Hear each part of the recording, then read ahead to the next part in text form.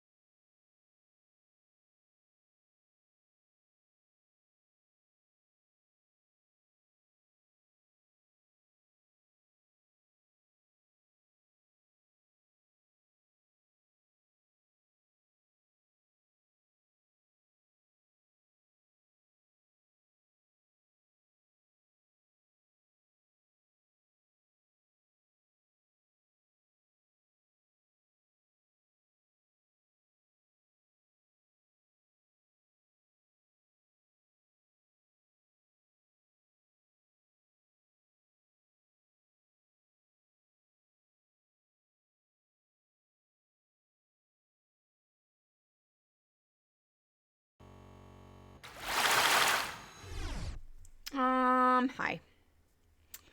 Sorry, it was a little slow catching iTunes there. How we doing? How's it going? What are we up to? My tea is too hot to drink.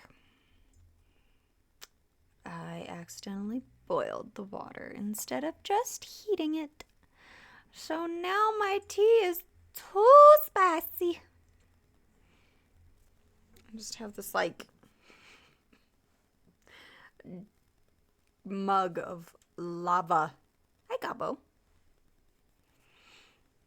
I went ahead and left normal redeems and stuff on for tonight just because we're not trying to have too serious of an evening. Like, yeah, it's serious, but also like we just want to relax, you know? We just want to chill. We just like needs to be a good space to support everybody. Do none of you own a fucking kettle?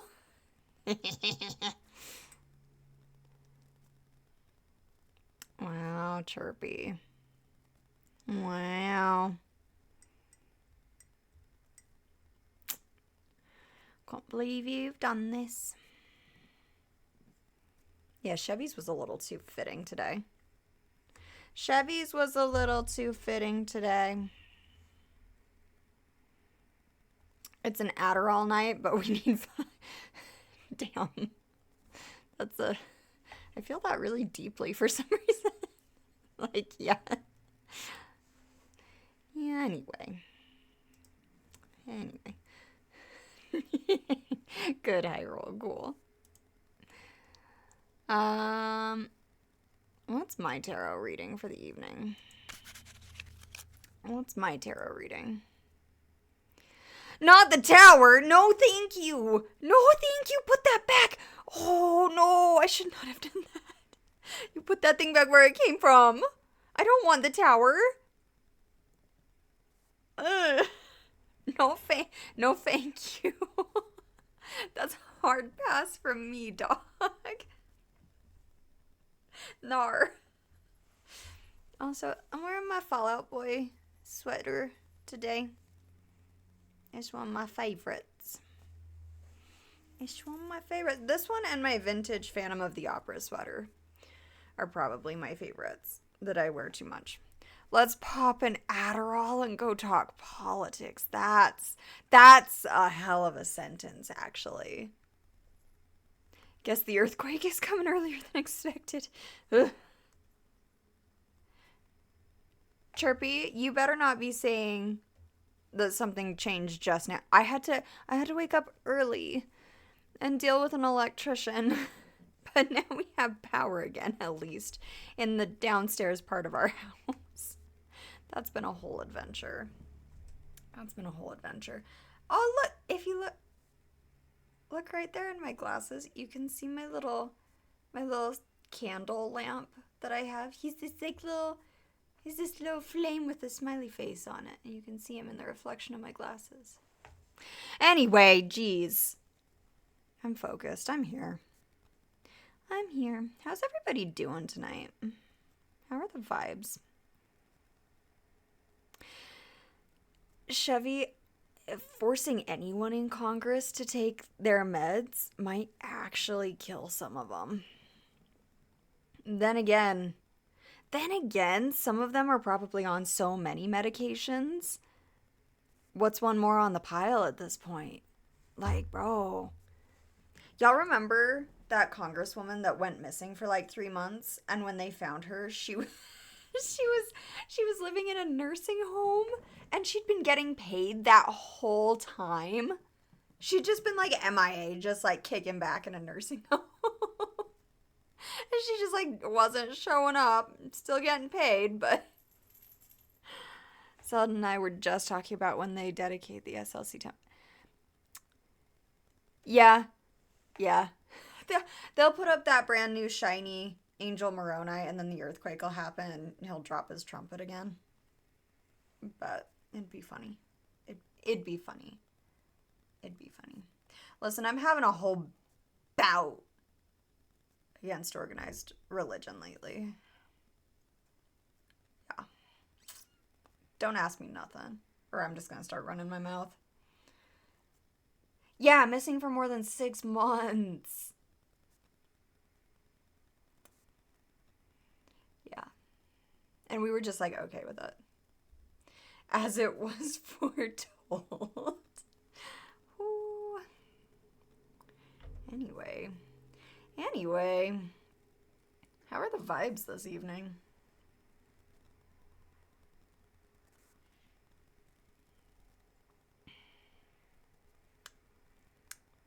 There was like an ungodly amount of cat hair stuck to my lip gloss that I just discovered when I tried to take a drink of this.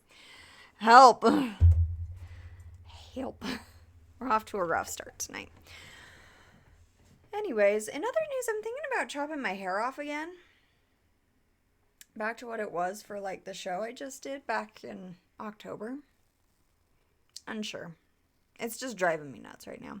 I'm just yapping. I'm just here to yap today. I just want to hang out, you know? Anyways, does everybody have like their tea? Does everybody have a snack? I've got Sour Patch Kids today. I started eating these last night and then forgot to eat them. So, we're set. We got tea. We got Sour Patch Kids.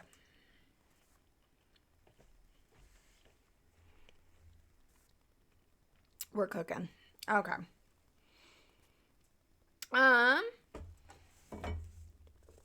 Shall we get started? I was gonna wait for a few more people to trickle in. If you are reading along, we're at... Where did we stop? We stopped here. We're on chapter 7. Seen a large uptick of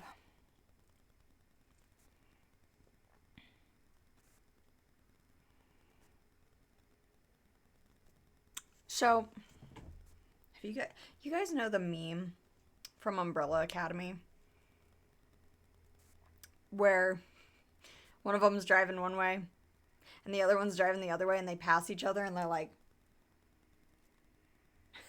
and it's like the left going to purchase firearms and the right going to vote against or going to vote for gun going to vote for gun restriction. And I'm like, yeah, we're living in a real wild time right now.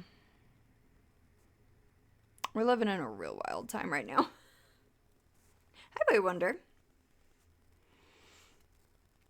Okay, Hyrule, I'd just like to point out our common organized religion. Can we talk about the fact that they made a statement about when Charlie Kirk died, but it's been radio silent about everything happening in Minnesota? Oop.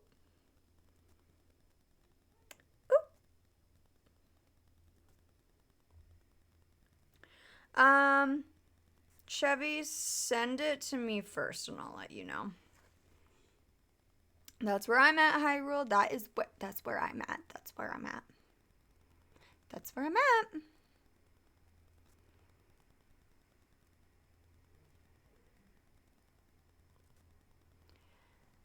Thank you, Boy Wonder. Yeah, I got my Superman. I got Superman here with me.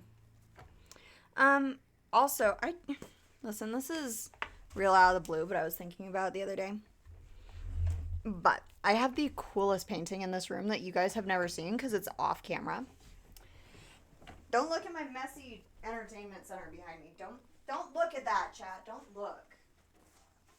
But I was actually in a production, like a stage production of The Diary of Anne Frank, and the art gallery next door was doing an exhibit on a local artist, and she had just put this one up for sale. So I bought this painting when I was playing Petronella Van Dan in The Diary of Anne Frank, and I've had it in my house forever, and I love this painting.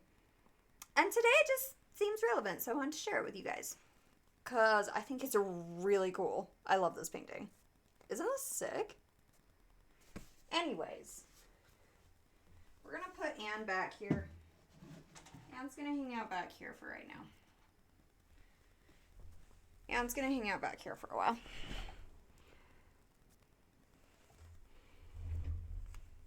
Longer hair. What? Chevy? What?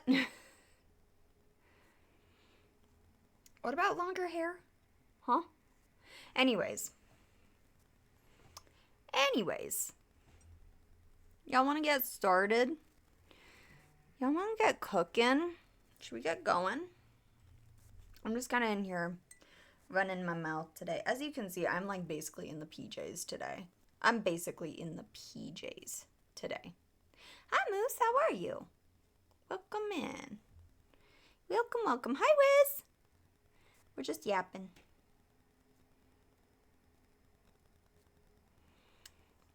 So anyways, let's get started. We're on chapter 7 for those of you reading along. Get out your copies, get your highlighters ready, get your annotation notebooks ready. That's so real, Moose. Honestly, at this point, I would go out in this. I would run to the grocery store in this. Like, it's sweatpants. It's sweatpants and a sick Fall Out Boy sweatshirt. Why would I not go out in this? It's fine. Okay. I'm ready. I have cat hair all over my face again. I am ready. Everyone pull out your copies. Get your notebooks ready. Let's do this. All right. Use this book as your thesis paper for your dual. Let's go. All right. We are on chapter 7. Everybody lock in. Are you ready? Hi, Pee-Pee. Hi, Pee-Pee Chi-Chi. See, I knew if I yapped long enough, the homies would come trickling in. We just needed to give everybody a second to get their bearings. I can't say that I'm going to be, like, long tonight. Just because, like, the world has felt... Okay, you know what? I am so sorry. I'm going to run my mouth for, like, another 2 seconds. I swear we're getting to this. Kitty break? I don't know if there's a kitty in here. If I see a kitty, I'll bring him in. But yeah, so lately I have had a whole awful lot of trouble being motivated to do anything. Me personally. I am exhausted all the time. I wake up and I go, I could call out of work today, and then I talk myself into not calling out of work. And then I haul my ass into work and I try and exist like a normal human being for several hours. Then I haul my ass home and I go, I just want to go back to bed. But I can't do that. I have stuff to do. I have a revolution to be a part of. I have dinner to make. I have chores to do. I want to stream, but I do, like, you know what I'm saying? It's like I want to do these things, but at the same time I'm like, I don't want to do anything. I don't have motivation for shit right now. You know what I'm saying?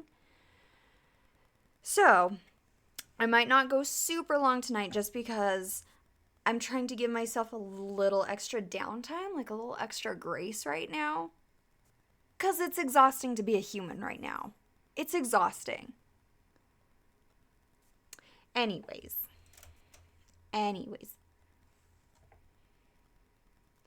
Sorry, I'm getting caught up on chat. Just double checked. While technically not an official church statement, more has been said about. Yeah. Yep. Robert. Yeah. It's pissing me off. It is pissing me off, Haley. It is. It really, really is. Thank you, Moose. Thank you. It's exhausting. It is. Boy Wonder, I have so many screams repressed, and if I feel like if I started screaming, I wouldn't be able to stop. I would just like let out a soul curdling scream, and it would just keep going until I died. That too. Okay, that's gonna bug me that that's not centered.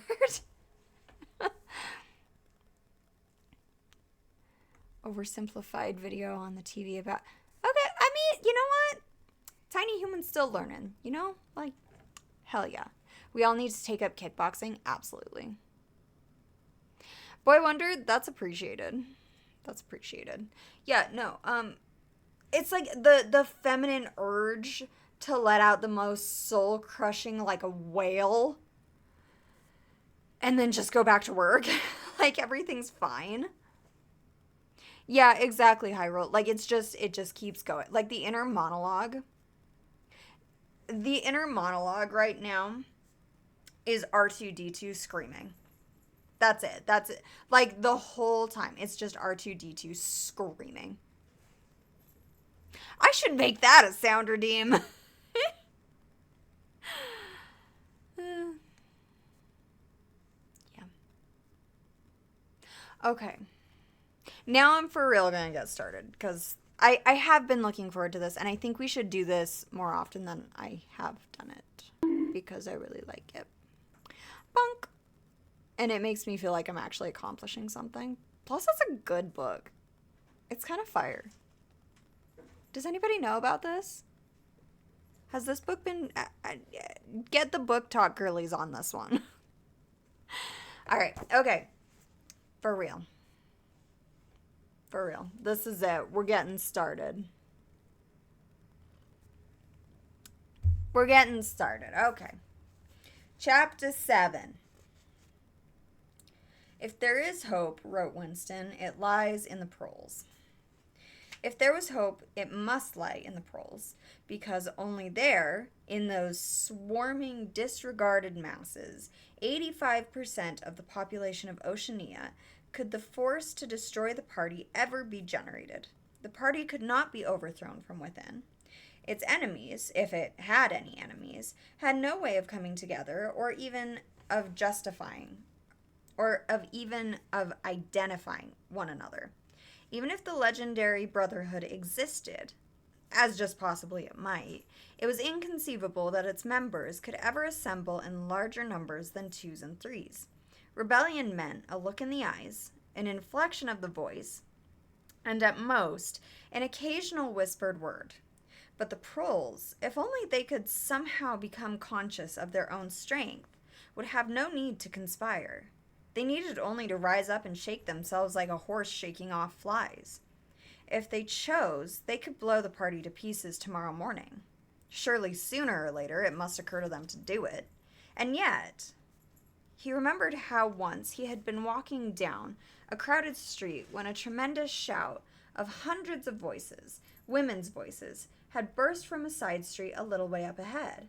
It was a great formidable cry of anger and despair. A deep, loud, "Oh, oh!" that went humming on like the reverberation of a bell. His heart had leapt. It started, he had thought, a riot. The proles are breaking loose at last. When he had reached the spot, it was to see a mob of 200 or 300 women crowding around the stalls of a street market, with faces as tragic as though They had been the doomed passengers on a sinking ship.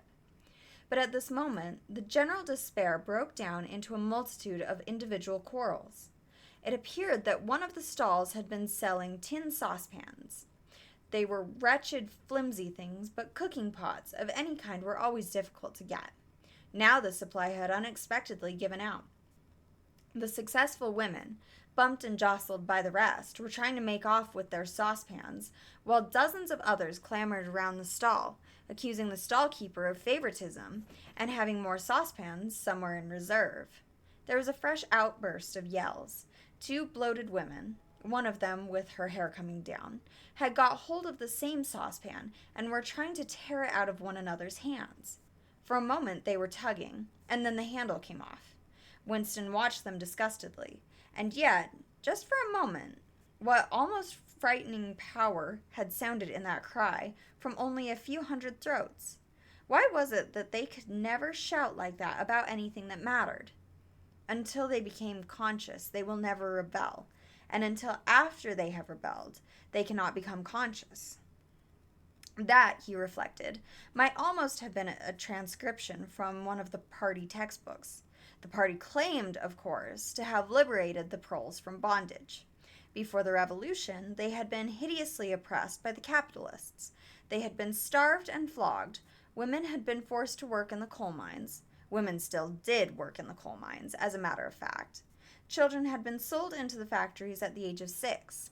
But simultaneously, true to the principles of doublethink, the party taught that the proles were natural inferiors who must be kept in subjection, like animals, by the application of a few simple rules. In reality, very little was known about the proles. It was not necessary to know much. So long as they continued to work and breed, their other activities were without importance. Left to themselves, like cattle turned loose upon the plains of Argentina, they had reverted to a style of life that had appeared to be natural to them, a sort of ancestral pattern. They were born, they grew up in the gutters, they went to work at 12, they passed through a brief blossoming period of beauty and sexual desire, they married at 20, they were middle-aged at 30, they died, for the most part, at 60. Heavy physical work, the care of home and children, petty quarrels with neighbors, films, football, beer, and above all gambling filled up the horizon of their minds. To keep them in control was not difficult.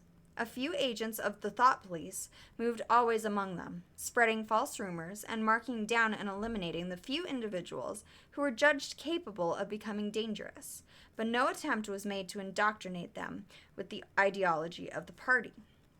It was not desirable that the proles should have strong political feelings. All that was required of them was a primitive patriotism which could be appealed to whenever it was necessary to make them accept longer work hours or shorter rations. And even when they became discontented, as they sometimes did, their discontent led nowhere, because, being without general ideas, they could only focus it on petty specific grievances. The larger evils invariably escaped their notice. The great majority of proles did not even have telescreens in their homes. Even the civil police interfered with them very little. There was a vast amount of criminality in London, a whole world within a world of thieves, prostitutes, bandits, drug peddlers, and racketeers of every description. But since it all happened among the proles themselves, it was of no importance. In all questions of morals, they were allowed to follow their ancestral code. The sexual puritanism of the party was not imposed upon them. Promiscuity went unpunished, divorce was permitted. For that matter, even religious worship would have been permitted if the proles had not shown any sign of needing or wanting it. They were beneath suspicion. As the party slogan put it, proles and animals are free. Winston reached down and cautiously scratched his varicose ulcer. It had begun itching again. The thing you invariably came back to was the impossibility of knowing what life before the revolution had really been like. He took out of the drawer a copy of a children's history textbook, which he had borrowed from Mrs. Parsons, and began copying a passage into the diary. In the old days, it ran, before the glorious revolution, London was not the beautiful city that we know today. It was a dark, dirty, miserable place where hardly anybody had enough to eat and where hundreds and thousands of poor people had no boots on their feet and not even a roof to sleep under.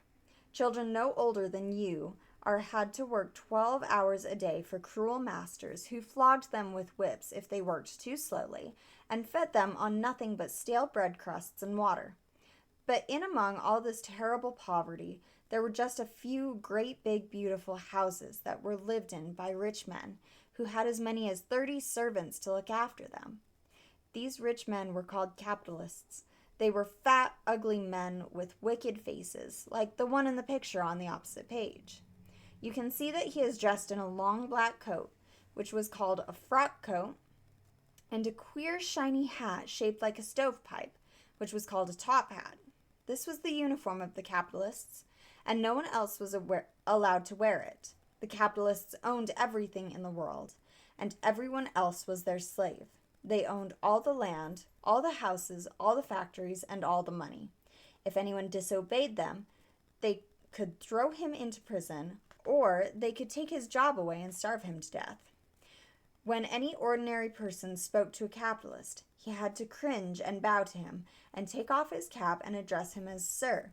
The chief of all the capitalists was called the king, but he knew the rest of the catalog. There would be mention of the bishops in their lawn sleeves, the judges in their ermine robes, the pillory, the stocks, the treadmill, the cat o' nine tails, the Lord Mayor's banquet, and the practice of kissing the Pope's toe.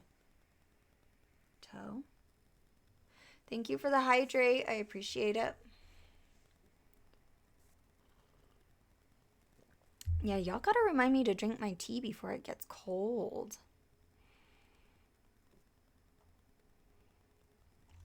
Anyways.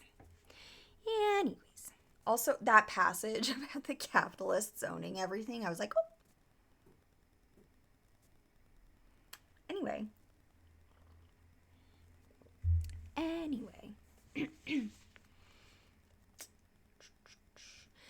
There was also something called the Jus Primae Noctis, which would probably not be mentioned in a textbook for children. It was the law by which every capitalist had the right to sleep with any woman working in one of his factories. How could you tell how much of it was lies? It might be true that the average human being was better off now than he had been before the revolution. The only evidence to the contrary was the mute protest in your own bones, the instinctive feeling that the conditions you lived in were intolerable, and that at some other time they must have been different. It struck him that the truly characteristic thing about modern life was not its cruelty and insecurity, but simply its bareness, its dinginess, its listlessness. Life, if you looked about you, bore no more resemblance not only to the lies that streamed out of the telescreens, but even to the ideals that the party was trying to achieve. Great areas of it, even for a party member, were neutral and non-political. A matter of slogging through dreary jobs, fighting for a place on the tube, darning a worn-out sock, cadging a saccharine tablet, saving a cigarette end. The ideal set up by the party was something huge, terrible and glittering. A world of steel and concrete, of monstrous machines and terrifying weapons. A nation of warriors and fanatics marching forward in perfect unity, all thinking the same thoughts and shouting the same slogans. Perpetually working, fighting, triumphing, persecuting.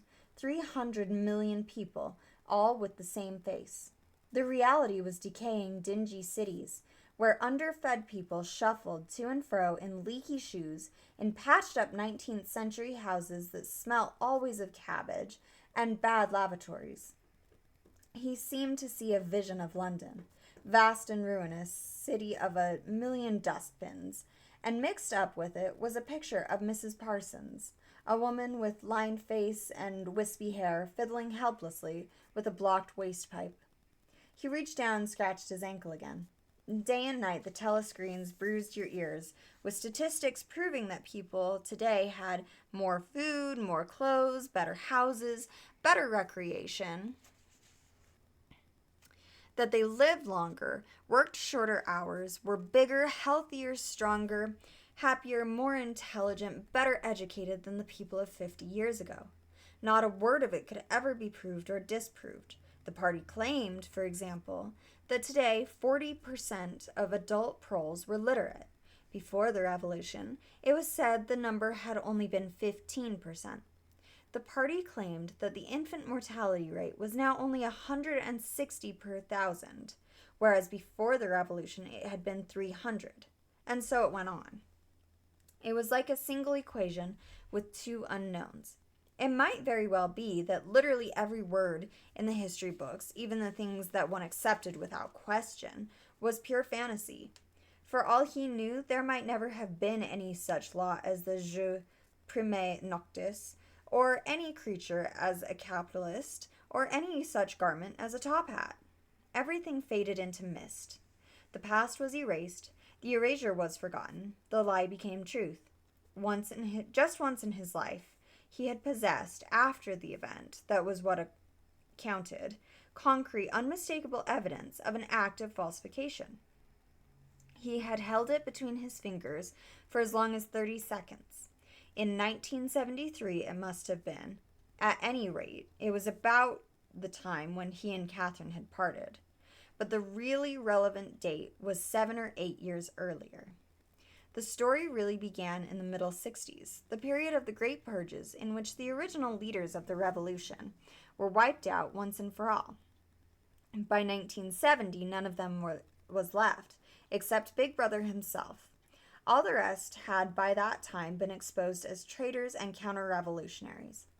Goldstein had fled and was hiding no one knew where, and of the others, a few had simply disappeared, while the majority had been executed after spectacular public trials, at which they made confession of their crimes. Among the last survivors, there were 3 men named Jones, Aronson, and Rutherford. It must have been in 1965 that these 3 had been arrested.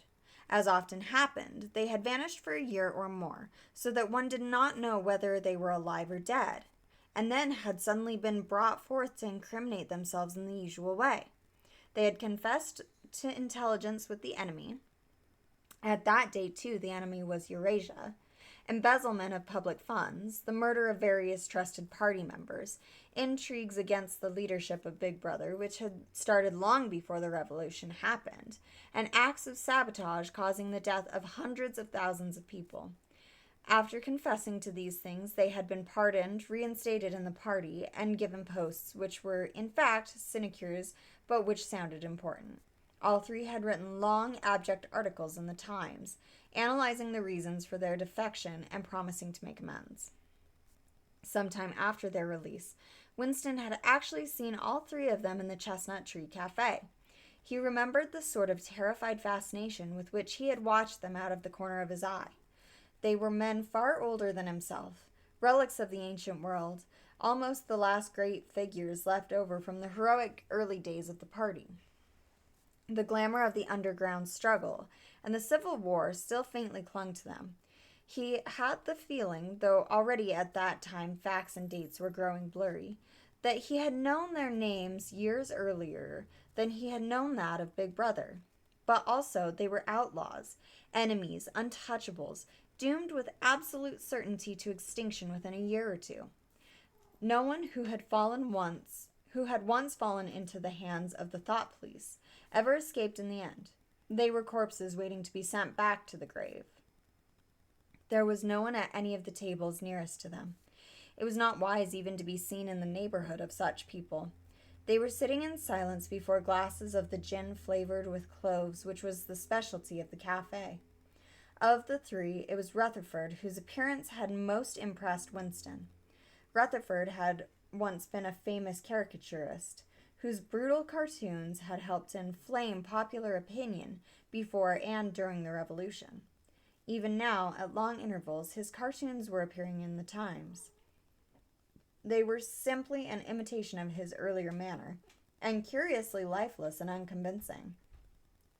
Always they were rehashing of the ancient themes: slum tenements, starving children, street battles, capitalists and top hats. Even on the barricades, the capitalists still seemed to cling to their top hats, an endless, hopeless effort to get back into the past. He was a monstrous man, with a mane of greasy gray hair, his face pouched and seamed, with protuberant lips.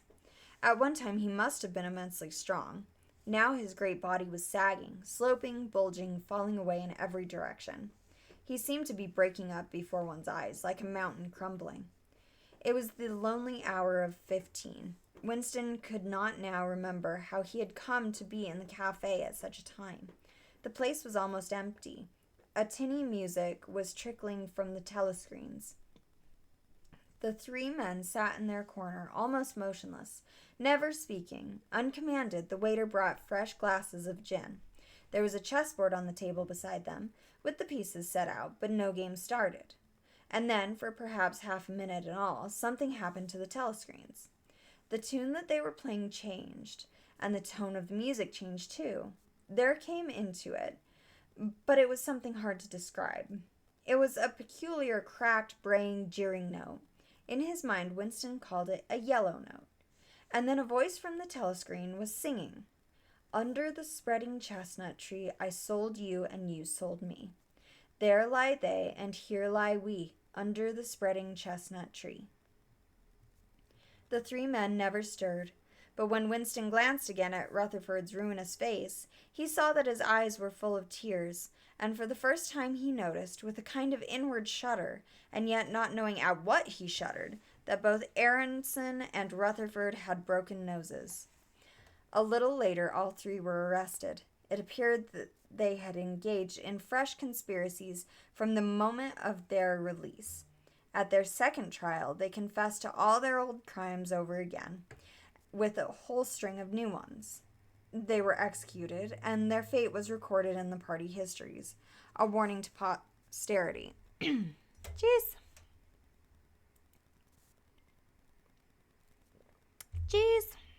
Choking on myself over here.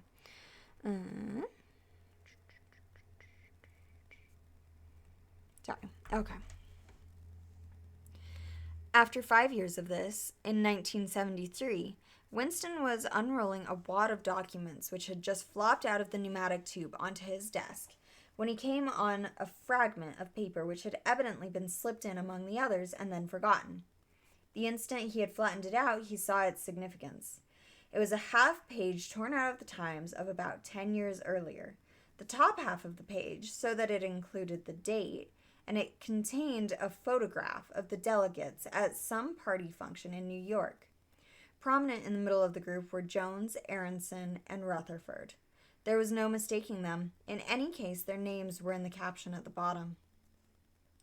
The point was that at both trials, all men had confessed that on that date they had been on Eurasian soil. They had flown from a secret airfield in Canada to a rendezvous somewhere in Siberia, and had conferred with members of the Eurasian General Staff, to whom they had betrayed important military secrets. The date had stuck in Winston's memory because it chanced to be Midsummer Day, but the whole story must be on record in countless other places as well. There was only one possible conclusion: the confessions were lies. Of course, this was not in itself a discovery. Even at that time, Winston had not imagined that the people who were wiped out in the purges had actually committed the crimes that they were accused of. But this was concrete evidence. It was a fragment of the abolished past, like a fossil bone, which turns up in the wrong stratum and destroys a geological theory. It was enough to blow the party to atoms, if in some way it could have been published to the world and its significance made known. He had gone straight on working. As soon as he saw what the photograph was and what it meant, he had covered it up with another sheet of paper. Luckily, when he unrolled it, it had been upside down from the point of view of the telescreen. He took his scribbling pad on his knee and pushed back the chair so as to get as far away from the telescreen as possible. To keep your face expressionless was not difficult, and even your breathing could be controlled with an effort. But you could not control the beating of your heart, and the telescreen was quite delicate enough to pick it up. He let what he judged to be 10 minutes go by, tormented all the while by the fear that some accident, a sudden sudden draft blowing across his desk, for instance, would betray him. Then, without uncovering it again, he dropped the photograph into the memory hole, along with some other waste papers. Within another minute, perhaps, it would have crumbled into ashes. That was 10, 11 years ago. Today, probably, he would have kept that photograph. It was curious that the fact of having held it in his fingers seemed to him to make a difference even now, when the photograph itself, as well as the event it recorded, was only memory. Was the party's hold upon the past less strong, he wondered, because a piece of evidence which existed no longer had once existed? But today, supposing that it could somehow be resurrected from its ashes, the photograph might not even be evidence. Already at the time when he made this discovery, Oceania was no longer at war with Eurasia. And it must have been to the agents of Eurasia that the 3 dead men had betrayed their country. Since there had been other charges, 2, 3, he could not remember how many. Very likely the confessions had been rewritten and rewritten until the original facts and dates no longer had the smallest significance. The past not only changed, but changed continuously. What most afflicted him with the sense of nightmare was that he had never clearly understood why the huge imposture was undertaken. The immediate advantages of falsifying the past were obvious, but the ultimate motive was mysterious. He took up his pen again and wrote, "I understand how, I do not understand why." He wondered, as he had many times wondered before, whether he himself was a lunatic. Perhaps a lunatic was simply a minority of one. At one time it had been a sign of madness to believe that the earth goes round the sun.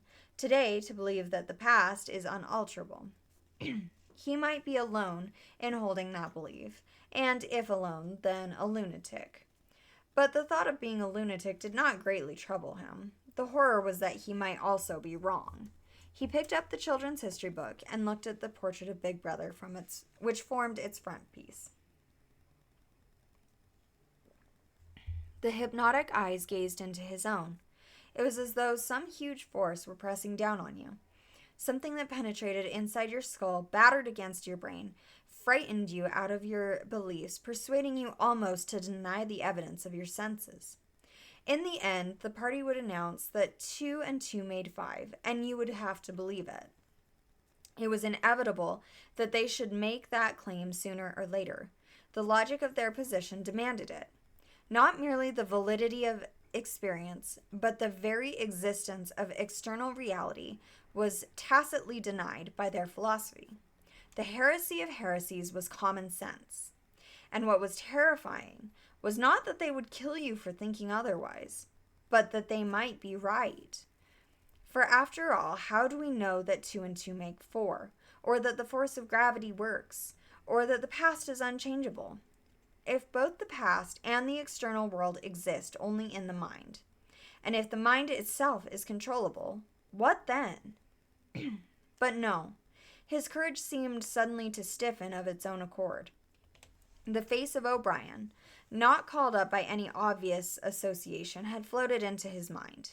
He knew with more certainty than before that O'Brien was on his side. He was writing the diary for O'Brien, to O'Brien. It was like an interminable letter, which no one would ever read, but which was addressed to a particular person, and took its color from that fact. The party told you to reject the evidence of your eyes and ears. It was their final, most essential command.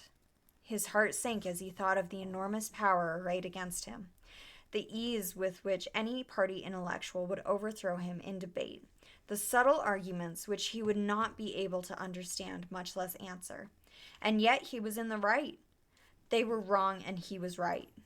The obvious, the silly, and the true had got to be defended. Truisms are true. Hold on to that. The solid world exists. Its laws do not change. Stones are hard. Water is wet. Objects unsupported fall towards the earth's center. With the feeling that he was speaking to O'Brien, and also that he was setting forth an important axiom, he wrote, "Freedom is the freedom to say that 2 + 2 make 4. If that is granted, all else follows. So that was chapter 7. So that is like the most quoted chapter in this book. Like, it has the quote of this book. The quote of this book. And it's such a good one. The party told you to reject the evidence of your eyes and ears. It was their final, most essential command. They want you to doubt everything you know for yourself. They don't want you to trust your own perception. They want you to doubt what you perceive and then rely on their translation of the fact. And we are for sure seeing that play out today in active real time. We've seen the videos. We've seen them from every angle. We have eyewitnesses. And yet they are still trying to hold these press conferences where they say, no, that's not what happened. It was actually this.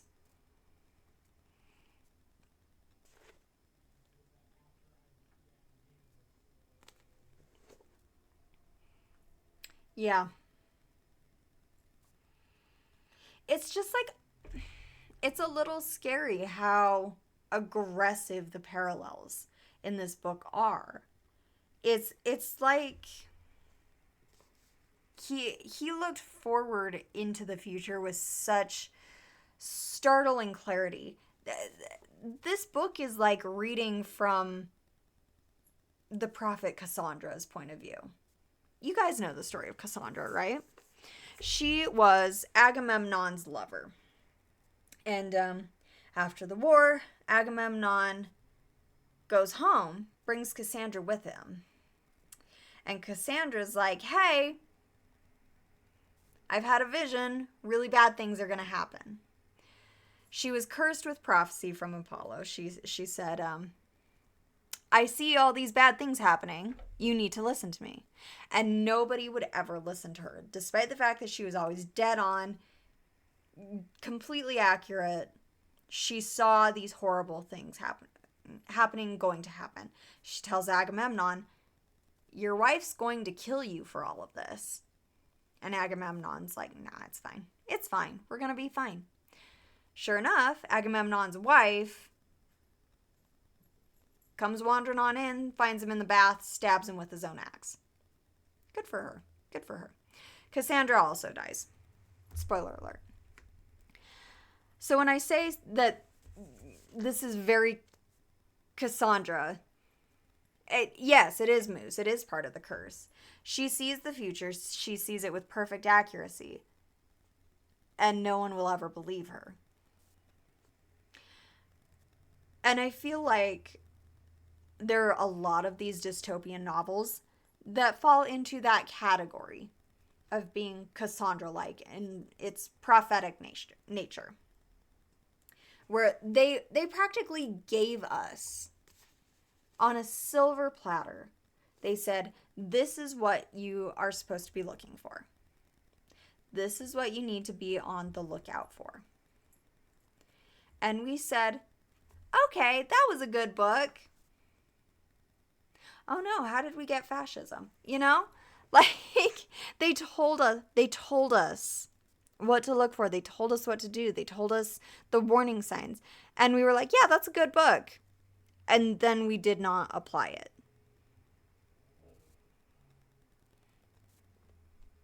Anyways, I heard that there was a requested kitty break. Let me see if there's a kitty willing to be rounded up. Hi, buddy. What are you doing? Oh, he's here for a snack. Yeah, me see. I'm going to borrow you for a second, bud. Oh, good boy. Oh. He said no. He said, no, I don't want to. Thanks for being a good sport, buddy. All right, you can go back to your nap. Okay. Let's do this. Let's do some more.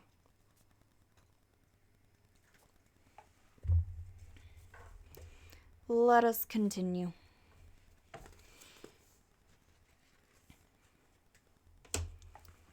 No problem, Moose. We should learn a really hard duet anyway. Who said that? What duet do you want to learn? Because I told Susan I wanted to. What duet do you want to learn? I don't know if I really want to do an opera duet because those ones are less fun.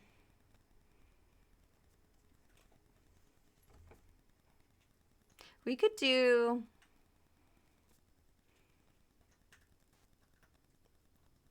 I can think of several we could do.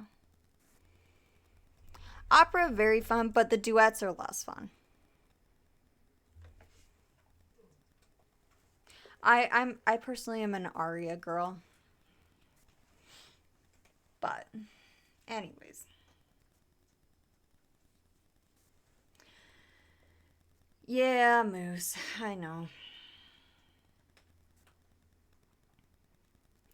I get that, Acid. I do. I've been working on O Mio Babino Caro. And that one, it feels... It's not an empowering aria, but it feels empowering. I can't explain it.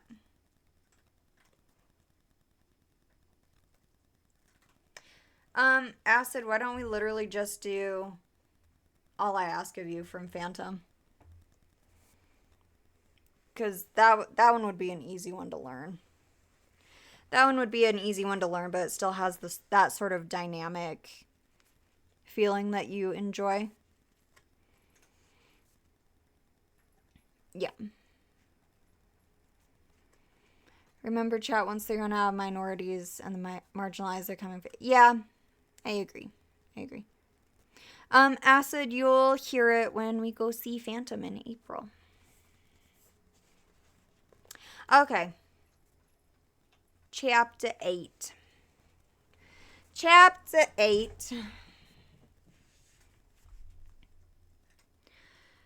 From somewhere at the bottom of a passage, the smell of roasting coffee, real coffee, not victory coffee, came floating out into the street. Winston paused involuntarily. For perhaps 2 seconds, he was back in the half-forgotten world of his childhood. Then a door banged, seeming to cut off the smell as abruptly as though it had been a sound. He had walked several kilometers over pavements, and his varicose ulcer was throbbing. This was the second time in 3 weeks that he had missed an evening at the community center. A rash act, since you could be certain that the number of your attendances at the center were carefully checked. In principle, a party member had no spare time and was never alone except in bed. It was assumed that when he was not working, eating, or sleeping, he would be taking part in some kind of communal recreations. To do anything that suggested a taste for solitude, even to go for a walk by yourself, was always slightly dangerous. There was a word for it in Newspeak. Own life, it was called, meaning individualism and eccentricity. But this evening, as he came out of the ministry, the balminess of the April air had tempted him. The sky was a warmer blue than he had seen in that year. And suddenly the long, noisy evening at the center, the boring, exhausting games, the lectures, the creaking camaraderie oiled by gin, had seemed intolerable. On impulse, he had turned away from the bus stop and wandered off into the labyrinth of London. First south, then east, then north again, losing himself along unknown streets and hardly bothering in which direction he was going. If there is hope, he had written in the diary, it lies in the paroles. The words kept coming back to him. Statement of a mystical truth and a palpable absurdity. He was somewhere in the vague brown-colored slums to the north and east of what had once been St. Pancras Station.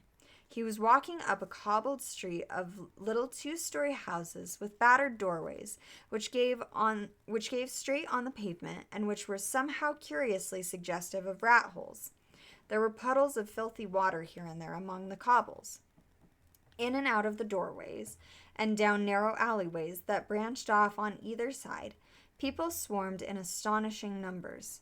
girls in full bloom with crudely lipsticked mouths, and youths who chased the girls, and swollen waddling women who showed you what the girls would be like in 10 years' time, and old bent creatures shuffling along on splayed feet, and ragged barefooted children who played in the puddles and then scattered at angry yells from their mothers. Perhaps a quarter of the windows in the street were broken and boarded up. Most of the people paid no attention to Winston. A few eyed him with a sort of guarded curiosity. Two monstrous women with brick-red forearms folded across their aprons were talking outside a doorway. Winston caught scraps of conversation as he approached. "Yes," I says to her, "that's all very well," I says, "but if you'd been in my place, you'd have done the same as what I done.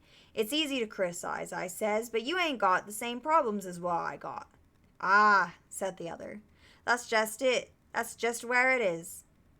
The strident voices stopped abruptly. The women studied him in hostile silence as he went past. But it was not hostility exactly, merely a kind of wariness, a momentary stiffening, as at the passing of some unfamiliar animal. The blue overalls of the party could not be a common sight in a street like this. Indeed, it was unwise to be seen in such places, unless you had definite business there. The patrols might stop you if you had if you happened to run into them. "May I see your papers, comrade? What are you doing here? What time did you leave work? Is this your usual way home?" And so on and so forth. Not that there was any rule against walking home by an unusual route, but it was enough to draw attention to you if the thought police heard about it. Suddenly, the whole street was in commotion. There were yells of warning from all sides. People were shooting into the doorways like rabbits. A young woman leapt out of a doorway a little ahead of Winston, grabbed up a tiny child playing in the puddle, whipped her apron around it, and leapt back again, all in one movement. At the same instant, a man in a concertina-like black suit, who had emerged from a side alley, ran toward Winston, pointing excitedly at the sky. "Steamer!" he yelled. "Look out, governor! Bang overhead! Lay down quick!" Steamer was a nickname which for some reason the proles applied to rocket bombs. Winston promptly flung himself on his face. The proles were nearly always right when they gave you a warning of this kind. They seemed to possess some kind of instinct which told them several seconds in advance when a rocket was coming, although the rockets supposedly traveled faster than sound. Winston clasped his forearms about his head. There was a roar that seemed to make the pavement heave. A shower of light objects pattered onto his back. When he stood up, he found that he was covered with fragments of glass from the nearest window. He walked on. The bomb had demolished a group of houses 200 meters up the street. A black plume of smoke hung in the sky, and below it a cloud of plaster dust, in which a crowd was already forming around the ruins. There was a little pile of plaster lying... Yeah, that's right. I don't know why that threw me. There was a little pile of plaster lying on the pavement ahead of him, and in the middle of it he could see a bright red streak. When he got up to it, he saw that it was a human hand severed at the wrist. Apart from the bloody stump, the hand was so completely whitened as to resemble a plaster cast. He kicked the thing into the gutter, and then, to avoid the crowd, turned down a side street to the right. Within 3 or 4 minutes, he was out of the area which the bomb had affected, and the sordid swarming life of the streets was going on as though nothing had happened. It was nearly 20 hours, and the drinking shops which the proles frequented, pubs they called them, were choked with customers. From their grimy swing doors, endlessly opening and shutting, there came forth a smell of urine, sawdust, and sour beer. In an angle formed by a projecting house front, 3 men were standing very close together, the middle one of them holding a folded-up newspaper, which the other 2 were studying over his shoulders. Even before he was near enough to make out the expression on their faces, Winston could see absorption in every line of their bodies. It was obvious some serious piece of news that they were reading. He was a few paces away from them when suddenly the group broke up and 2 of the men were in violent altercation. For a moment they seemed almost on the point of blows. "Can't you bleedin' well listen to what I say? I tell you no number ending in 7 won't ever over 14 months. Yes, it has, then. No, it has not. Back home, I got the whole lot of 'em for over 2 years wrote down on a piece of paper. I takes 'em down regular as the clock. And I tell you, no number ending in 7. Yes, a 7 as one. I could pretty near tell you the bleeding number. 407 it ended in. It were in February. Second week in February. February, your grandmother. I got it all down in black and white, and I tell you no number. Oh, pack it in, said the third man. They were talking about the lottery. Winston looked back when he had gone 30 meters. They were still arguing with vivid, passionate faces. The lottery, with its weekly payout of enormous prizes, was the one public event to which the proles paid serious attention. It was probable that there were some millions of proles for whom the lottery was the principal, if not the only reason for remaining alive. It was their delight, their folly, their anodyne, their intellectual stimulant.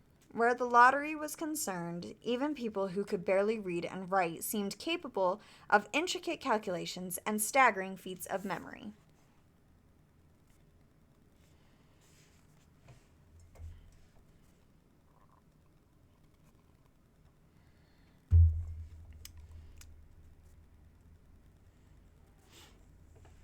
There was a whole tribe of men who made a living simply by selling systems, forecasts, and lucky amulets. Winston had nothing to do with the running of the lottery, which was managed by the Ministry of Plenty, but he was aware, indeed everyone in the party was aware, that the prizes were largely imaginary. Only small sums were actually paid out, and the winners of the big prizes being non-existent persons. In the absence of any real intercommunication between one part of Oceania and another, this was not difficult to arrange. What? Come here. Why are you crying? Huh? You're interrupting book club. Can I help you? Do we need to tell Chirpy to let you back into the bedroom? My one cat is just like losing her shit. She's like, no more dystopian novels. No more. Are you about done? Okay.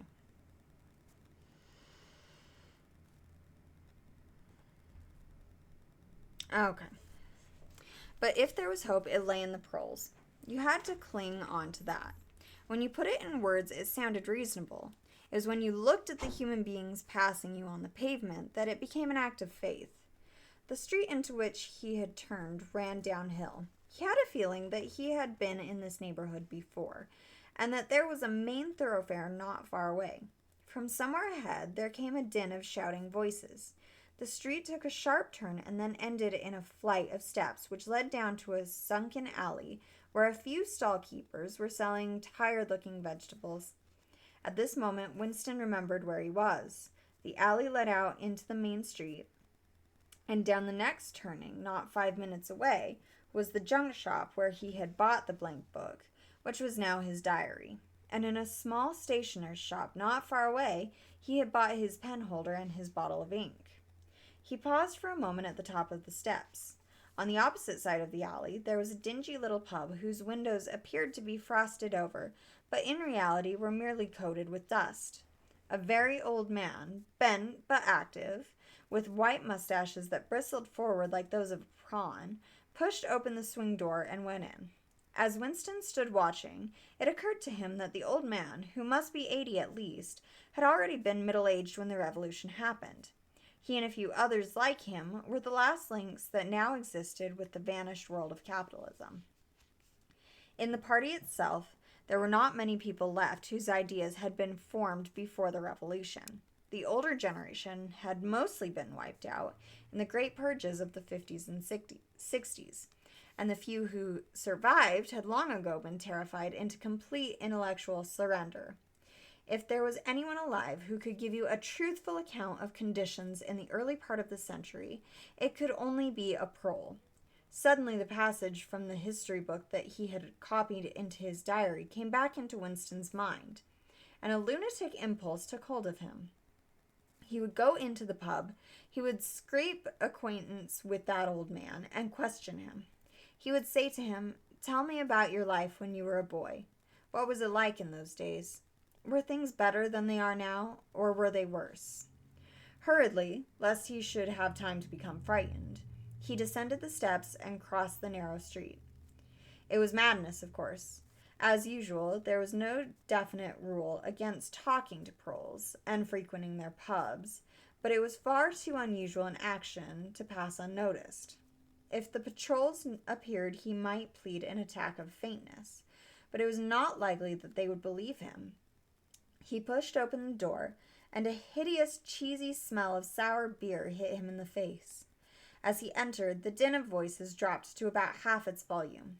Behind his back, he could feel everyone eyeing his blue overalls. A game of darts, which was going on at the other end of the room, interrupted itself for perhaps as much as 30 seconds. The old man whom he had followed was standing at the bar, having some kind of altercation with the barman. A large, stout, hook-nosed young man with enormous forearms. A knot of others, standing round with glasses in their hands, were watching the scene. "I arst you civil enough, didn't I?" said the old man, straightening his shoulders pugnaciously. "You tell me you ain't got a pint mug in the old bleeding boozer." "And what in hell's name is a pint?" said the barman, leaning forward with the tips of his fingers on the counter. "Ark at him, calls himself a barman and don't know what a pint is. Why, a pint the half of a quart, and there's 4 quarts in the gallon. I have to teach you the ABC next."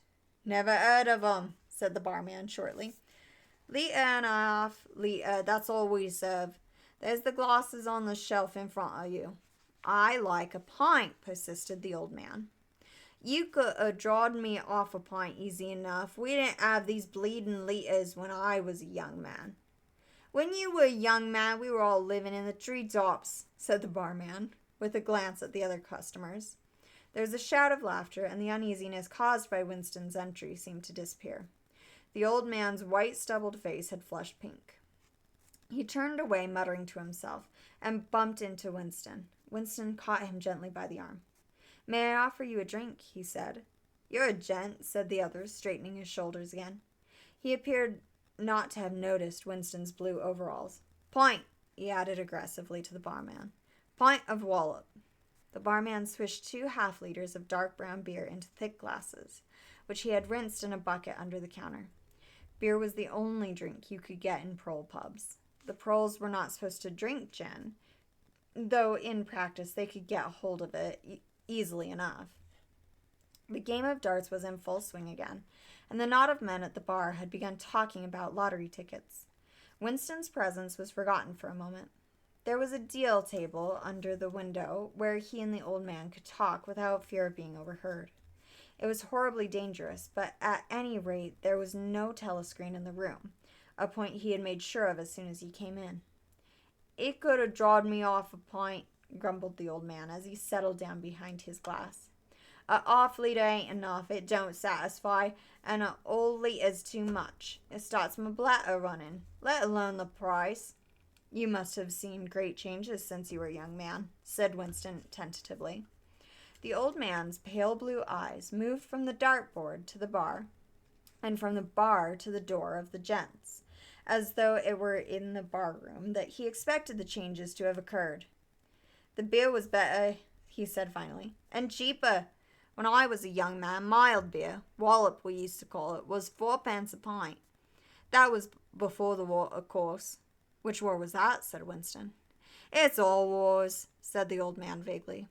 He took up his glass, and his shoulders straightened again. "Here's wishing you the best of health." In his lean throat, the sharp-pointed Adam's apple made a surprisingly rapid up-and-down movement, and the beer vanished. Winston went to the bar and came back with 2 more half-liters. The old man appeared to have forgotten his prejudice against drinking a full liter. "You are very much older than I am," said Winston. "You must have been a grown man before I was born. You can remember what it was like in the old days, before the Revolution. People of my age don't really know anything about those times. We can only read about them in books, and what it says in the books may not be true. I should like your opinion on that. The history books say that life before the Revolution was completely different than what it is now. There was the most terrible oppression, injustice, poverty, worse than anything we can imagine. Here in London, the great mass of the people never had enough to eat from birth to death. Half of them hadn't even boots on their feet. They worked 12 hours a day, left school at 9, they slept 10 in a room, and at the same time there were a very few people, only a few thousand, the capitalists, they were called, who were rich and powerful. They owned everything that there was to own. They lived in a great, gorgeous house with 30 servants. They rode about in motor cars and 4-horse carriages. They drank champagne. They wore top hats. The old man brightened suddenly. "Top hats," he said. "Funny you should mention 'em. The same thing come into my head only yesterday. I don't know why. I was just thinking I ain't seen a top hat in years. Going right out, they have. The last time I wore one was at my sister-in-law's funeral, and that was, well, I couldn't give you the date, but it must have been 50 years ago. Of course, it was only hired for the occasion, you understand." "It isn't very important about the top hats," said Winston patiently. "The point is, these capitalists, they and a few lawyers and priests and so forth who lived on them, were the lords of the earth. Everything existed for their benefit. You, the ordinary people, the workers, were their slaves. They could do what they liked with you. They could ship you off to Canada like cattle. They could sleep with your daughters if they chose. They could order you to be flogged with something called a cat o' nine tails. You had to take your cap off when you passed them.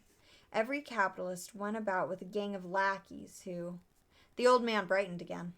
"Lackeys," he said. "Now there's a word I ain't heard since ever so long. Lackeys, that regular takes me back, that does. I recollect, oh, donkeys years ago, I used to sometimes go to Hyde Park of a Sunday afternoon to hear the blokes making speeches.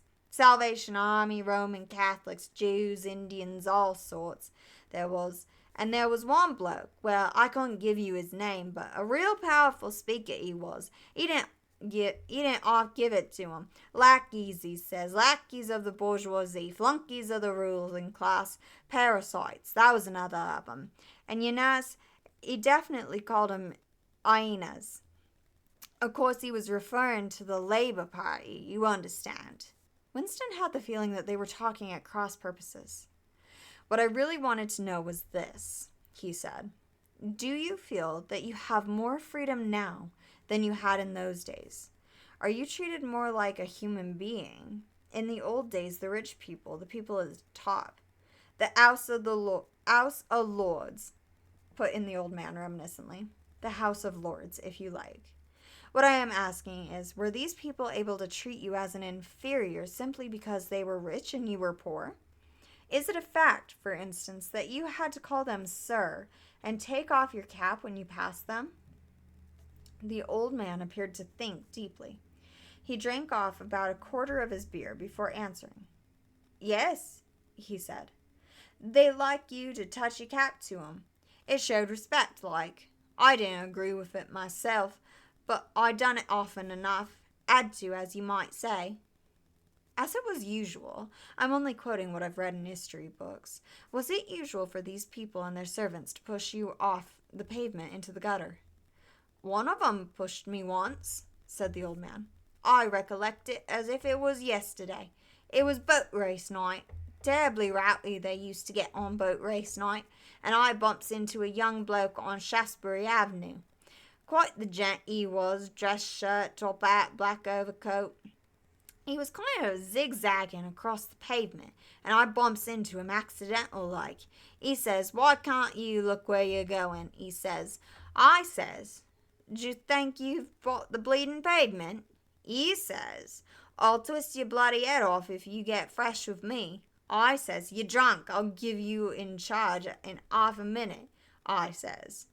And if you'll believe me, he puts his hand on my chest and gives me a shove as pretty near sent me under the wheels of a bus.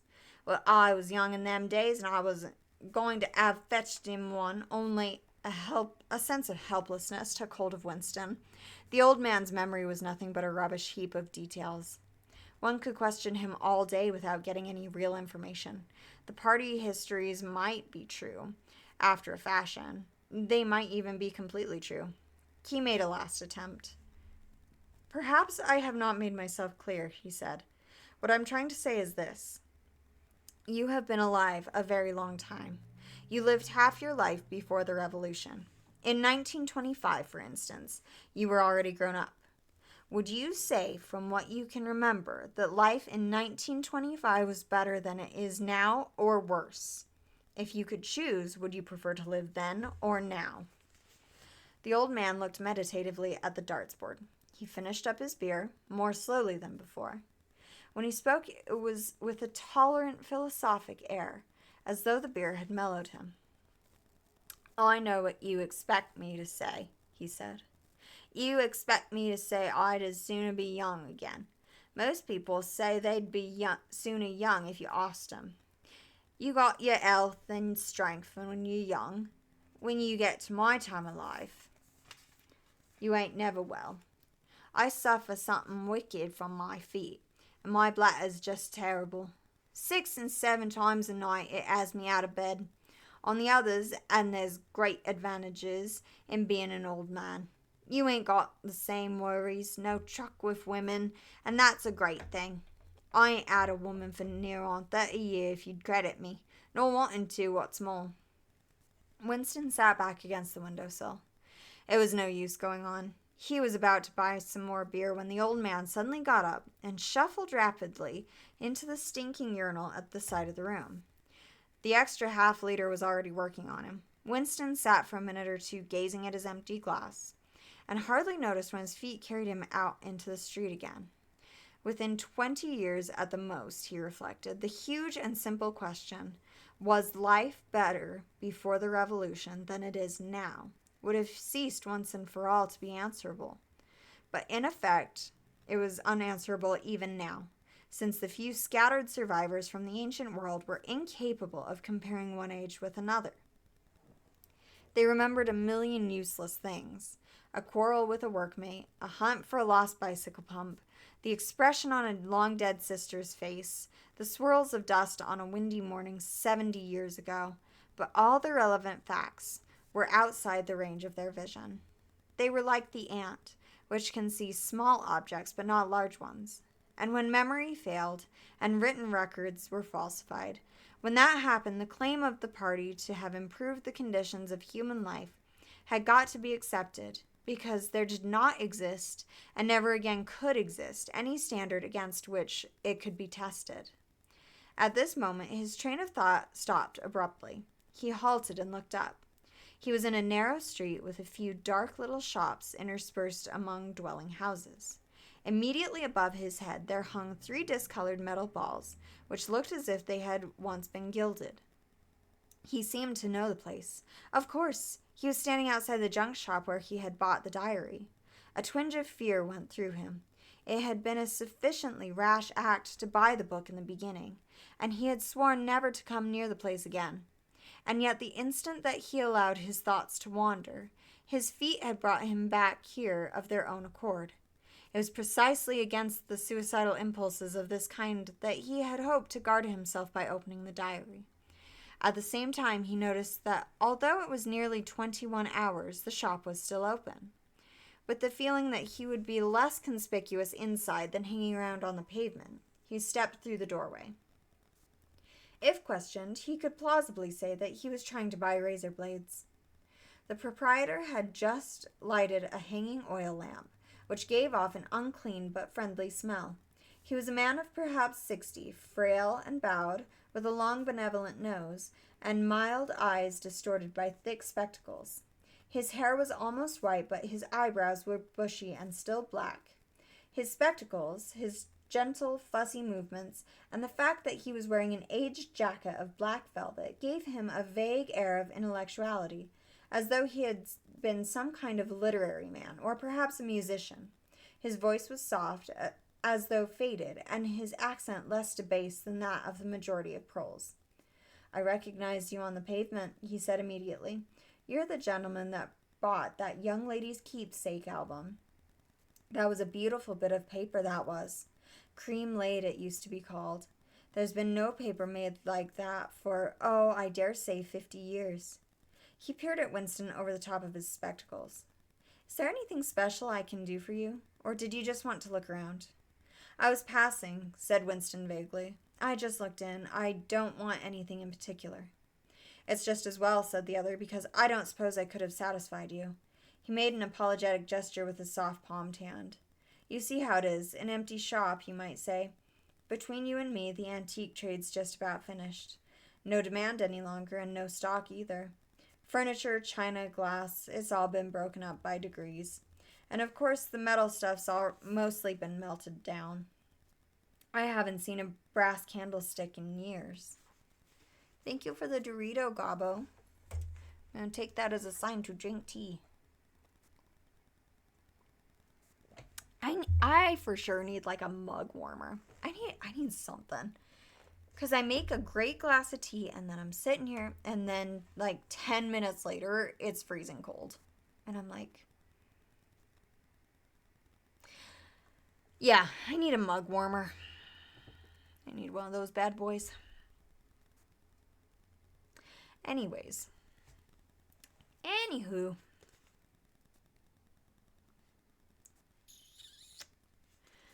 Moving right along.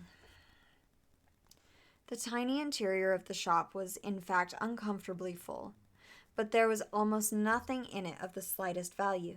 The floor space was very restricted because all around the walls were stacked innumerable dusty picture frames.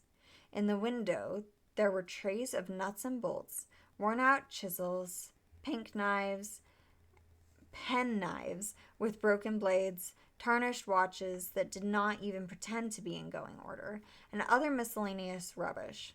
Only on a small table in the corner was there a litter of odds and ends, lacquered snuff boxes, agate brooches, and the like, which looked as though they might include something interesting. As Winston wandered toward the table, his eyes caught by a round, smooth thing that gleamed softly in the lamplight, and he picked it up. It was a heavy lump of glass, carved on one side, flat on the other, making almost a hemisphere. There was a peculiar softness, as of rainwater, in both the color and the texture of the glass. The heart of it, magnified by the curved surface, there was a strange pink, convoluted object that recalled a rose or a sea anemone. What is it? Said Winston, fascinated. That's coral, that is, said the old man. It must have come from the Indian Ocean. They used to kind of embed it in the glass. That wasn't made less than 100 years ago. More by the look of it. It's a beautiful thing, said Winston. It is a beautiful thing, said the other appreciatively. But there's not many that'd say so nowadays. He coughed. Now, if it so happened that you wanted to buy it, that'd cost you $4. I can remember when a thing like that would have fetched £8, and £8 was, well, I can't work it out, but it was a lot of money. But who cares about genuine antiques nowadays, even the few that's left?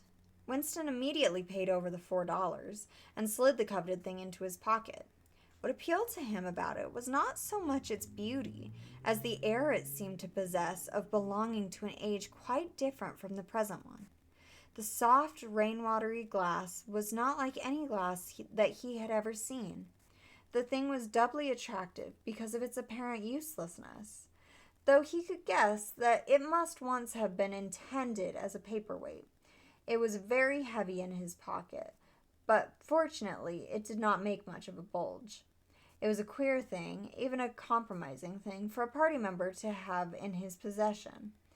Anything old, and for that matter, anything beautiful, was always vaguely suspect. The old man had grown noticeably more cheerful after receiving the $4. Winston realized that he would have accepted 3 or even 2. There's another room upstairs that you might care to take a look at, he said. There's not much in it, just a few pieces. We'll do with a light if we're going upstairs. He lit another lamp and, with bowed back, led the way slowly up the steep and worn stairs along a tiny passage, into a room which did not give on the street, but looked out on a cobbled yard and a forest of chimney pots. Winston noticed that the furniture was still arranged as though the room were meant to be lived in.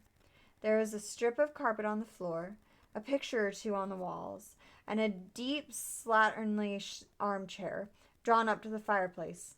An old-fashioned glass clock with a 12-hour face was ticking away on the mantelpiece. Under the window, and occupying nearly a quarter of the room, was an enormous bed with the mattress still on it. "We lived here till my wife died," said the old man, half apologetically. "I'm selling the furniture off by little and little. Now that's a beautiful mahogany bed, or at least it would be if you could get the bugs out of it."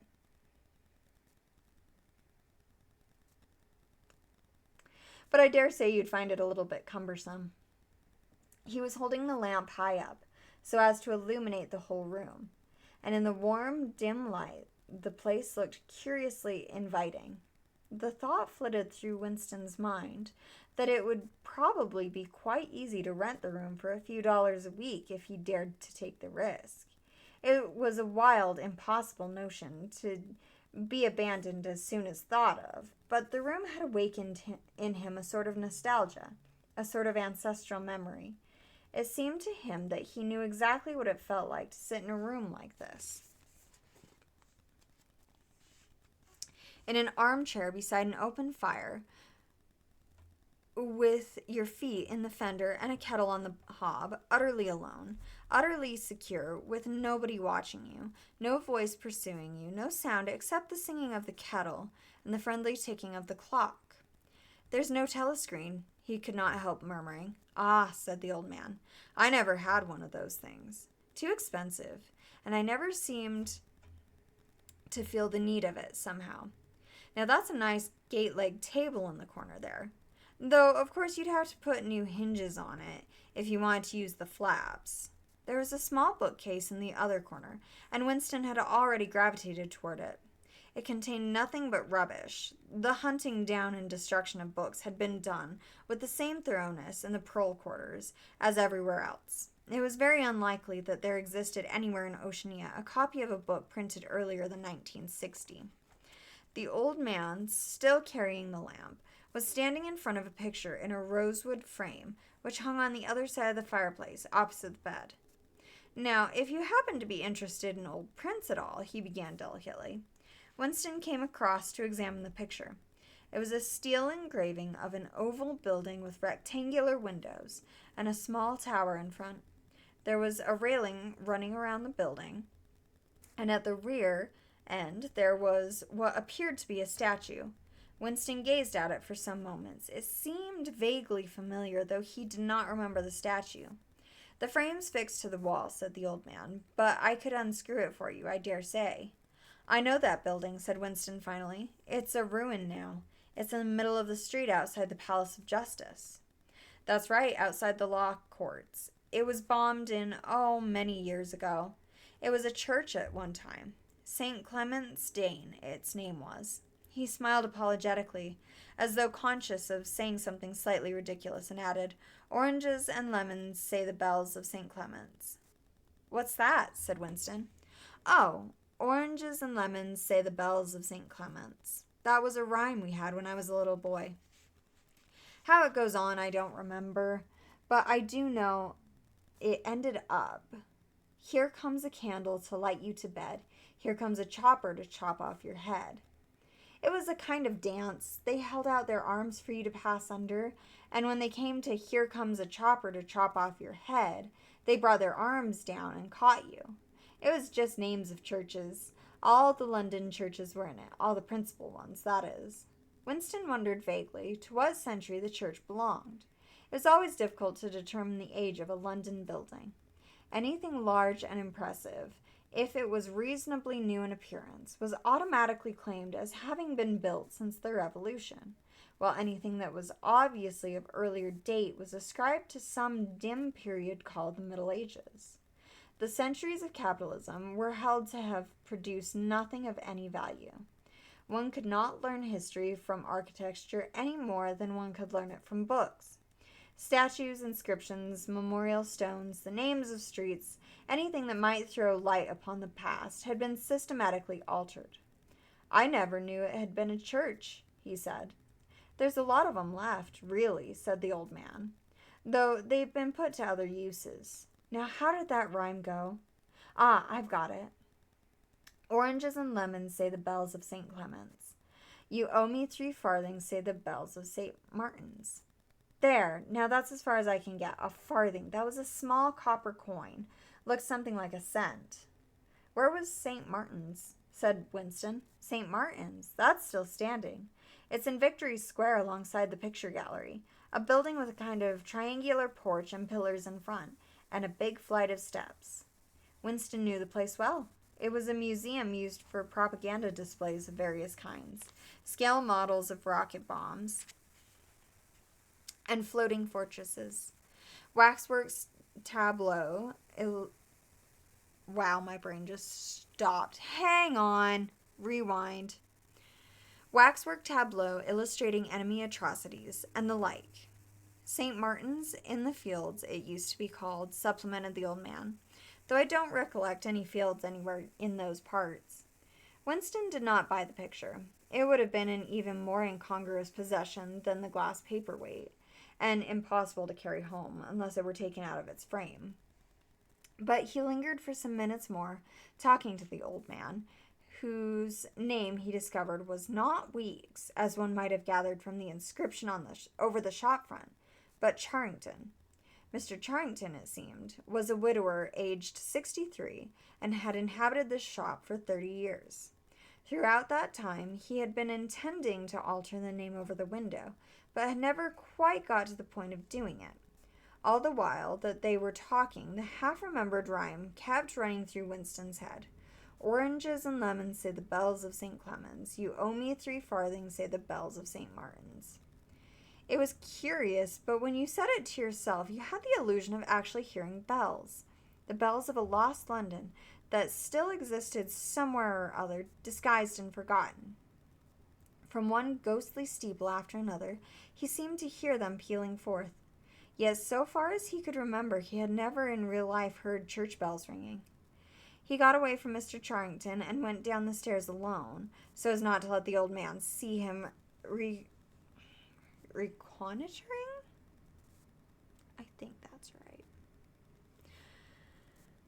Reconnoitering the street before stepping out the door. He had already made up his mind that after a suitable interval, a month, say, he would take the risk of visiting the shop again. It was perhaps not more dangerous than shirking an evening at the center. The serious piece of folly had been to come back here in the first place after buying a diary and without knowing whether the proprietor of the shop could be trusted. However, yes, he thought again he would come back.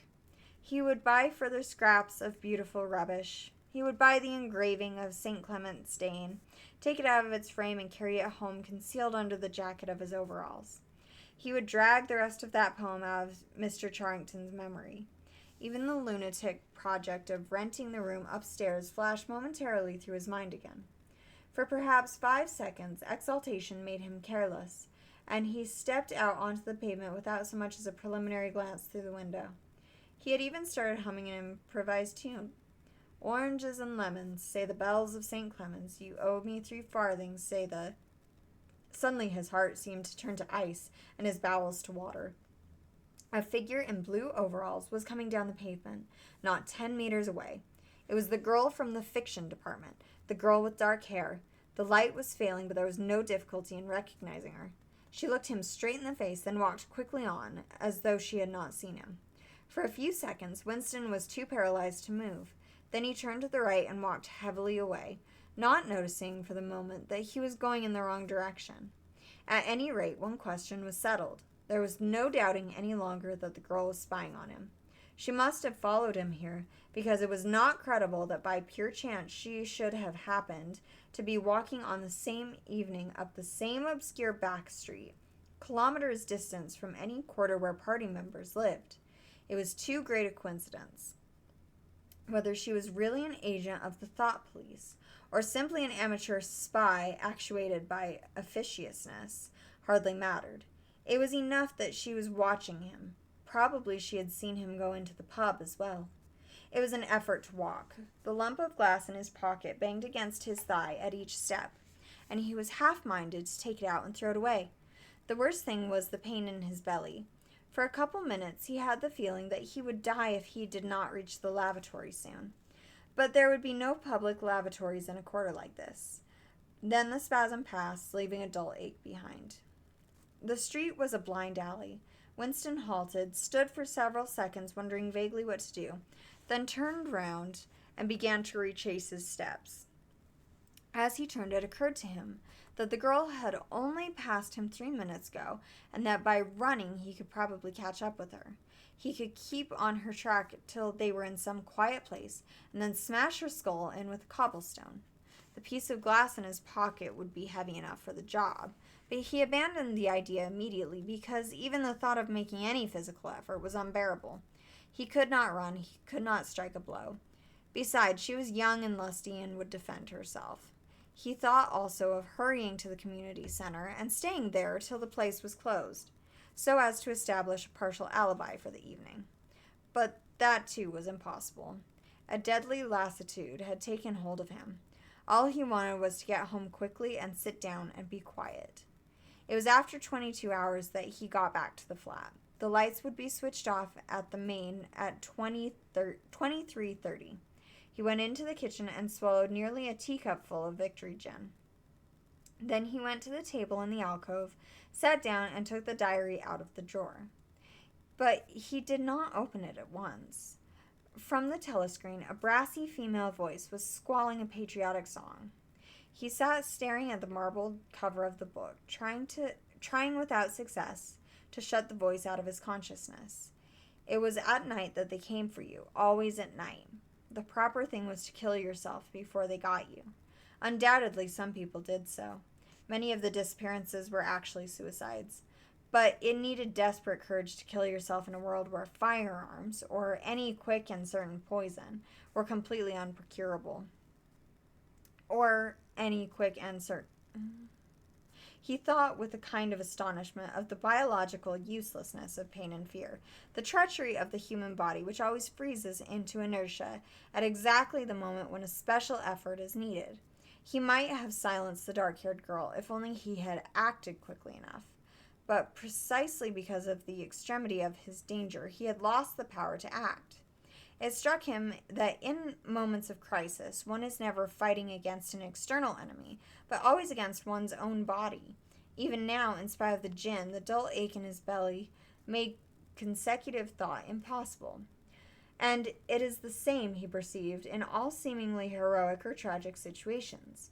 On the battlefield, in the torture chamber, on a sinking ship, the issues that you are fighting for are always forgotten because the body swells up until it fills the universe.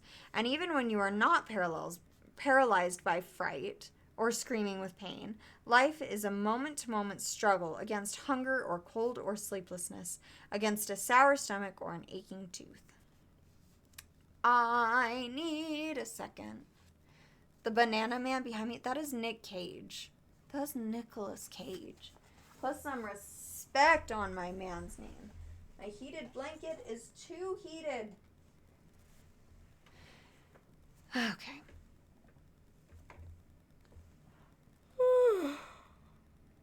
I was trying so hard not to yawn that entire time. Like, I am a sleepy girl.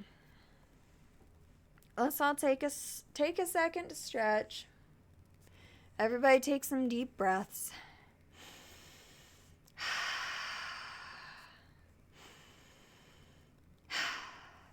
Okay. I'm like over here getting drowsy. Not because the book's not gripping. But whoo, I got the sleepies big. Okay. Where was I?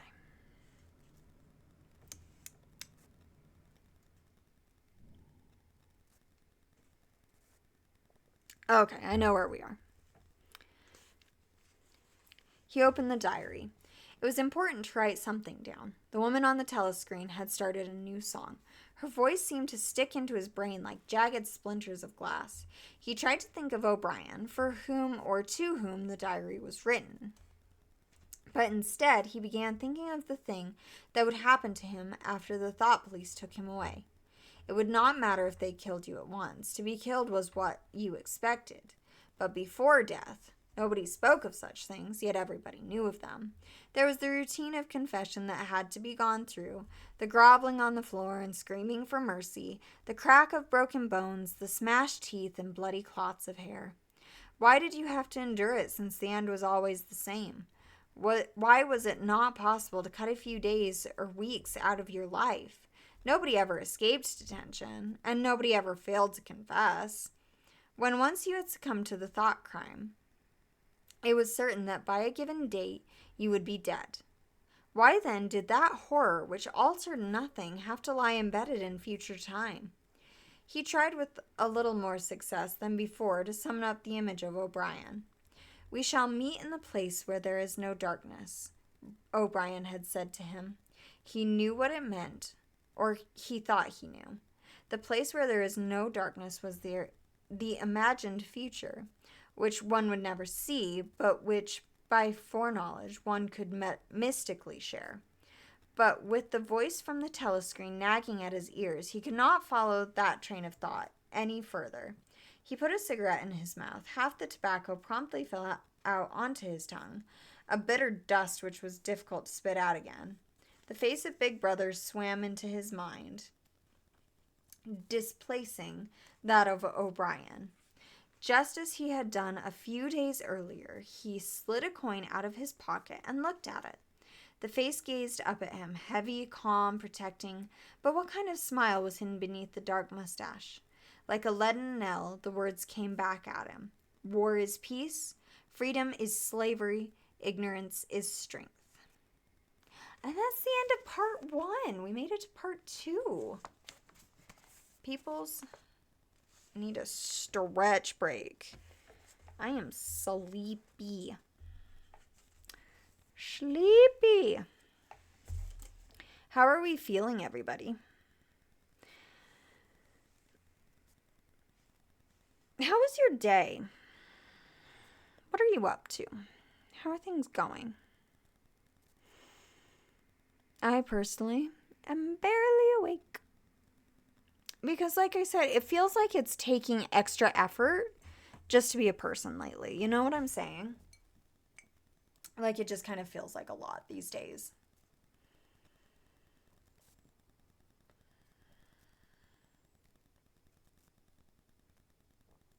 Yeah.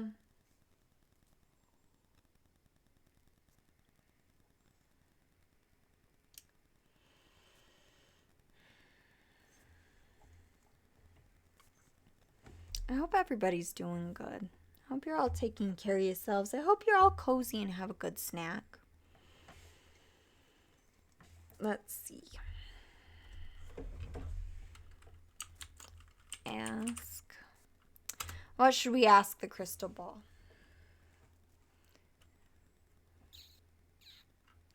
Will we get the big, beautiful obituary soon? The crystal ball says manifest it. I feel like that's what we've all been doing viciously for well over a year at this point. Well over a year at this point.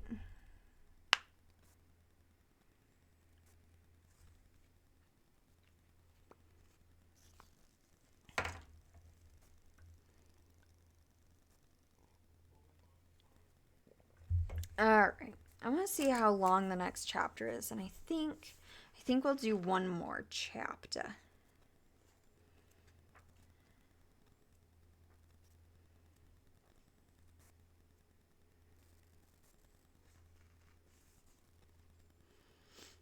Okay, about 10 pages. We can do that. We can do that.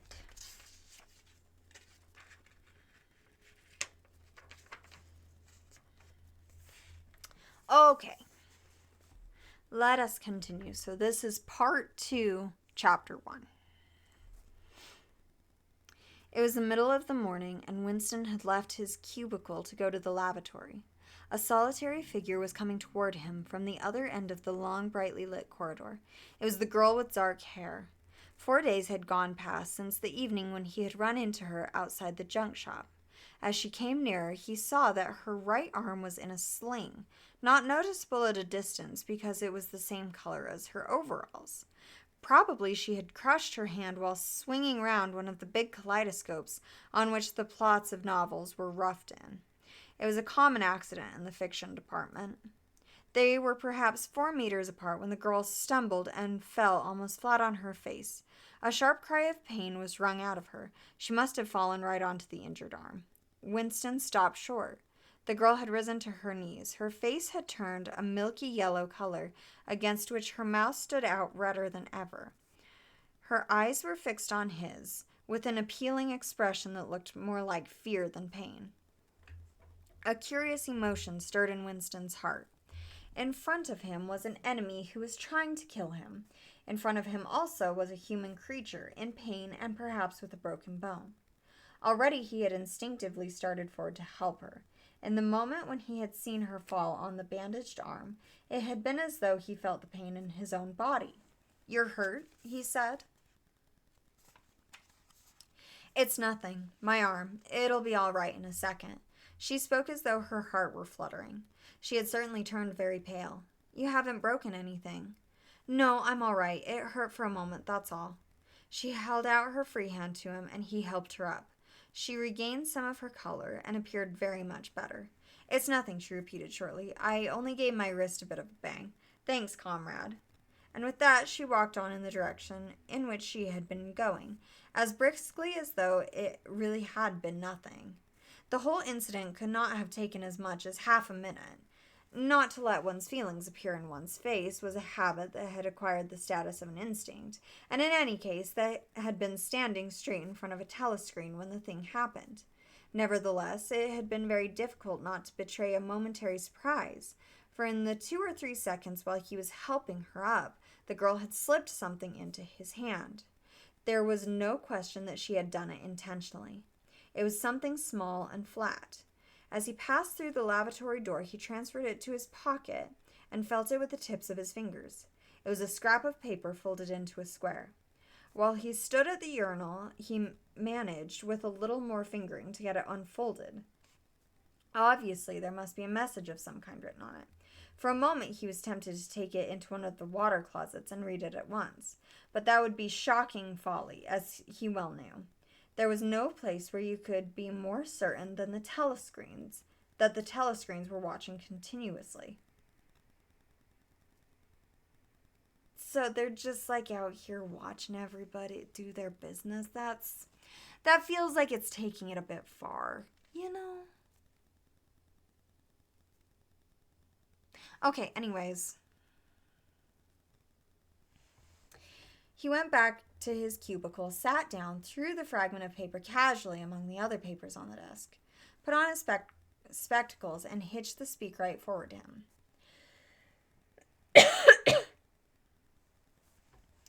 5 minutes, he told himself. 5 minutes at the very least. His heart bumped in his breast with frightening loudness. Fortunately, the piece of work he was engaged on was mere routine, the rectification of a long list of figures, not needing close attention. Whatever was written on the paper, it must have been some kind of political meaning. So far as he could see, there were 2 possibilities. One, much more likely, was that the girl was an agent of the Thought Police, just as he had feared. He did not know why the Thought Police should choose to deliver their messages in such a fashion, but perhaps they had their reason. The thing that was written on the paper might be a threat, a summons, an order to commit suicide, a trap of some description. But there was another wilder possibility that kept raising its head, though he tried vainly to suppress it. This was that the message did not come from the Thought Police at all, but from some kind of underground organization. Perhaps the Brotherhood existed after all. Perhaps the girl was part of it. No doubt the idea was absurd.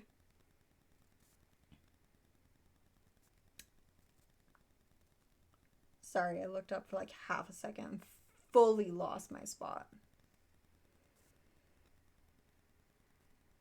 No doubt the idea was absurd, but it had sprung into his mind in the very instant of feeling the scrap of paper in his hand. It was not till a couple minutes later that the other, more probable explanation had occurred to him. And even now, though his intellect told him that the message probably meant death, still that was not what he believed, and the unreasonable hope persisted, and his heart banged, and it was with difficulty that he kept his voice from trembling as he murmured his figures into the speakwrite. He rolled up the completed bundle of work and slid it into the pneumatic tube. 8 minutes had gone by. He readjusted his spectacles on his nose, sighed, and drew the next batch of work towards him with the scrap of paper on top of it. He flattened it out. On it was written in a large, unformed handwriting, "I love you." That's tea. That's tea. For several seconds, he was too stunned even to throw the incriminating thing into the memory hole. When he did so, although he knew very well the danger of showing too much interest, he could not resist reading it once again, just to make sure that the words were really there. For the rest of the morning, it was very difficult to work. What was even worse than having to focus his mind on a series of niggling jobs was the need to conceal his agitation from the telescreen. He felt as though a fire were burning in his belly. Lunch in the hot, crowded, noise-filled canteen was torment. He had hoped to be alone for a little while during the passing lunch hour, but as bad luck would have it, the imbecile Parsons flopped down beside him, the tang of his sweat almost defeating the tinny smell of stew, and kept up a stream of talk about the preparations for Hate Week. He was particularly enthusiastic about a papier-mâché model of Big Brother's head, 2 meters wide, which was being made for the occasion by his daughter's troop of spies. The irritating thing was that in the racket of voices, Winston could hardly hear what Parsons was saying, and was constantly having to ask for some fatuous remark to be repeated. Just once he caught a glimpse of the girl at a table with 2 other girls at the far end of the room. She appeared not to have seen him, and he did not look in that direction again. The afternoon was more bearable. Immediately after lunch, there arrived a delicate, difficult piece of work, which would take several hours and necessitated putting everything else aside. It consisted in falsifying a series of production reports of 2 years ago in such a way as to cast discredit on a prominent member of the inner party who was now under a cloud.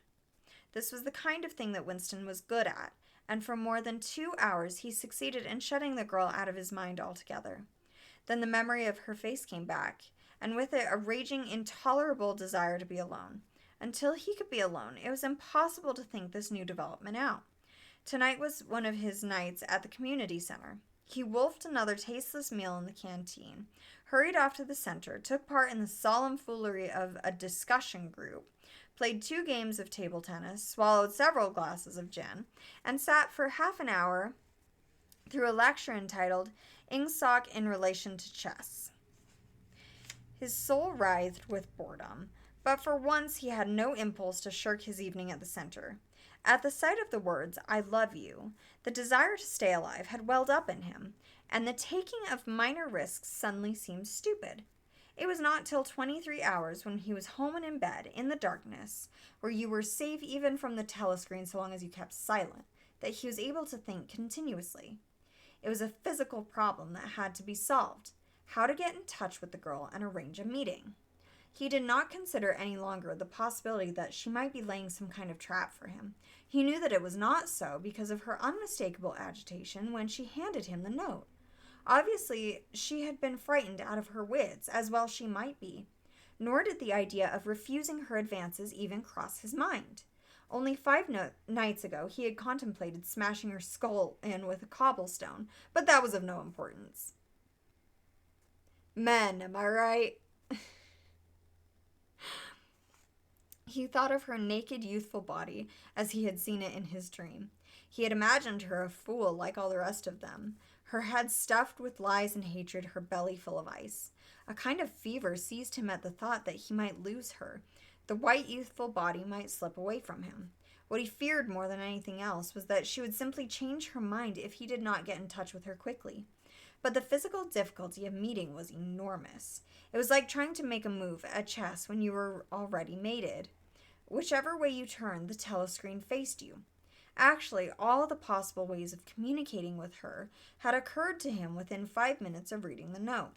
But now, with time to think, he went over them one by one, as though laying out a row of instruments on a table. Obviously, the kind of encounter that had happened this morning could not be repeated.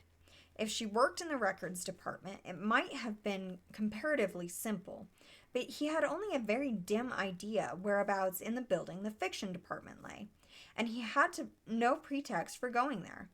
If he had known where she lived and at what time she left work, he could have contrived to meet her somewhere on her way home. But to try to follow her home was not safe, because it would mean loitering outside the ministry, which was bound to be noticed. As for sending a letter through the mails, it was out of the question.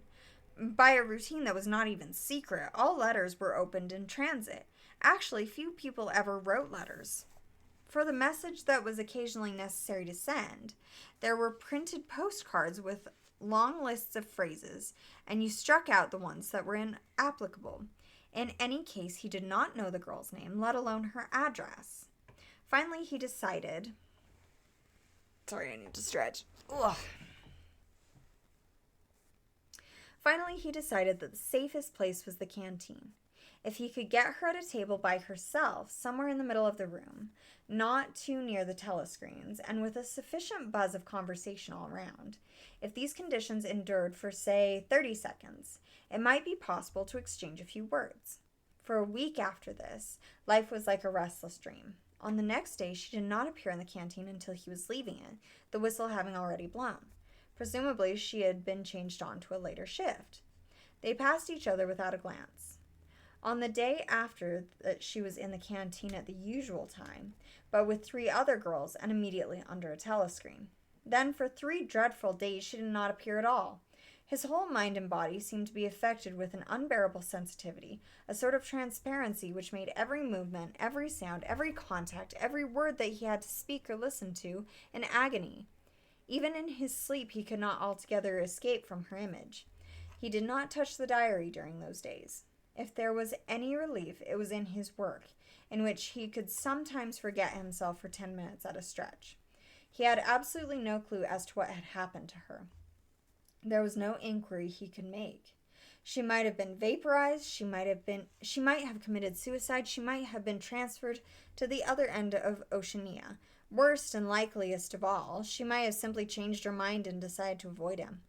The next day she reappeared. Her arm was out of the sling, and she had a band of sticking plaster around her wrist.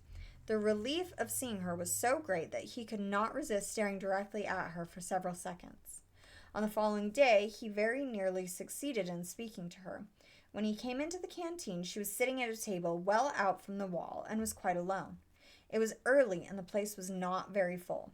The queue edged forward till Winston was almost at the counter, then was held up for 2 minutes because someone in front was complaining that he had not received his tablet of saccharin. But the girl was still alone when Winston secured his tray and began to make for her table. He walked casually toward her, his eyes searching for a place at some table beyond her. She was perhaps 3 meters away from him. Another 2 seconds would do it. Then a voice behind him called, "Smith!" He pretended not to hear. "Smith!" repeated the voice once more loudly. It was no use. He turned around. A blonde-headed, silly-faced young man named Wilshire, whom he barely knew, was inviting him with a smile to a vacant place at his table. It was not safe to refuse. After having been recognized, he could not go and sit at a table with an unattended girl. It was too noticeable. He sat down with a friendly smile. The silly blonde face beamed into his. Winston had a hallucination of himself smashing a pickaxe right into the middle of it. The girl's table filled up a few minutes later.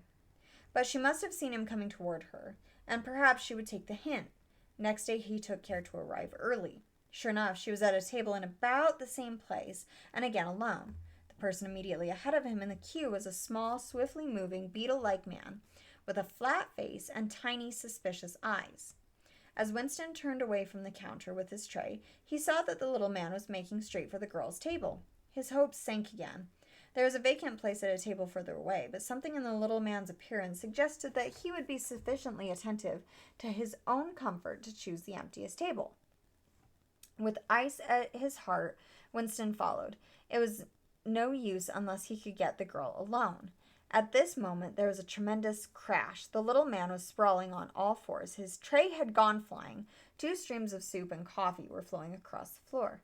He started to his feet with a malignant glance at Winston, whom he evidently suspected of having tripped him up. But it was all right. 5 seconds later, with a thundering heart, Winston was sitting at the girl's table. He did not look at her. He unpacked his tray and promptly began eating. It was all important to speak at once before anyone else came, but now a terrible fear had taken possession of him.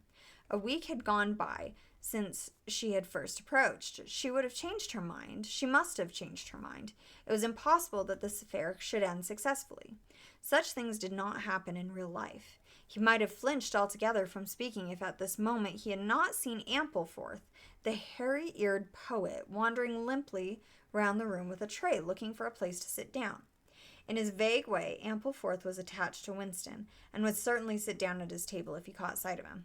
There was perhaps a minute in which to act. Both Winston and the girl were eating steadily. The stuff they were eating was a thin stew, actually a soup, of haricot beans. In a low murmur, Winston began speaking. Neither of them looked up. Steadily they spooned the watery stuff into their mouths, and between spoonfuls exchanged a few necessary words in low, expressionless voices. "What time do you leave work?" 18:30. "Where can we meet?" "Victory Square, near the monument. It's full of telescreens." "It doesn't matter if there's a crowd." "Any signal?" "No. Don't come up to me until you see me among a lot of people. And don't look at me. Just keep somewhere near me." "What time?" 19 hours. "All right." Ampleforth failed to see Winston and sat down at another table. The girl finished her lunch quickly and made off, while Winston stayed to smoke a cigarette. They did not speak again, and so far as it was possible for 2 people sitting on opposite sides of the same table, they did not look at one another. Winston was in Victory Square before the appointed time. He wandered round the base of an enormous fluted column, at the top of which Big Brother's statue gazed southward towards the skies where he had vanquished the Eurasian airplanes, the East Asian airplanes it had been a few years ago, in the Battle of Airstrip 1. In the street in front of it, there was a statue of a man on horseback which was supposed to represent Oliver Cromwell. At 5 minutes past the hour, the girl had still not appeared. Again, the terrible fear seized upon Winston. She was not coming. She had changed her mind. He walked slowly up to the north side of the square and got a sort of pale-colored pleasure from identifying St. Martin's Church, whose bells, when it had bells, had chimed, "You owe me 3 farthings." Then he saw the girl standing at the base of the monument, reading or pretending to read a poster which ran spirally up the column. It was not safe to go near her until some more people had accumulated. There were telescreens all round the pediment. But at this moment there was a din of shouting and a zoom of heavy vehicles from somewhere to the left. Suddenly everyone seemed to be running across the square. The girl nipped nimbly round the lions at the base of the monument and joined in the rush. Winston followed. As he ran, he gathered from some shouted remarks that a convoy of Eurasian prisoners was passing. Already a dense mass of people was blocking the south side of the square. Winston, at normal times the kind of person who gravitates to the outer edge of any kind of scrimmage, shoved, butted, squirmed his way forward into the heart of the crowd. Soon he was within arm's length of the girl, but the way was blocked by an enormous prole and an almost equally enormous woman, presumably his wife, who seemed to form an impenetrable wall of flesh. Winston wriggled himself sideways, and with a violent lunge managed to drive his shoulder between them. For a moment it felt as though his entrails were being ground to a pulp between 2 muscular hips. Then he had broken through, sweating a little. He was next to the girl. They were shoulder to shoulder, both staring fixedly in front of them. A long line of trucks, with wooden-faced guards armed with submachine guns, standing upright in each corner, was passing slowly down the street. In the trucks, little yellow men in shabby greenish uniforms were squatting jammed close together.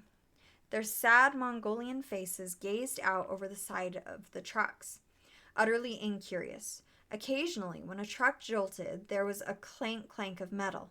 All the prisoners were wearing leg irons. Truckload after truckload of sad faces passed. Winston knew they were there, but he saw them only intermittently. The girl's shoulder and her right arm down to the elbow were pressed against his.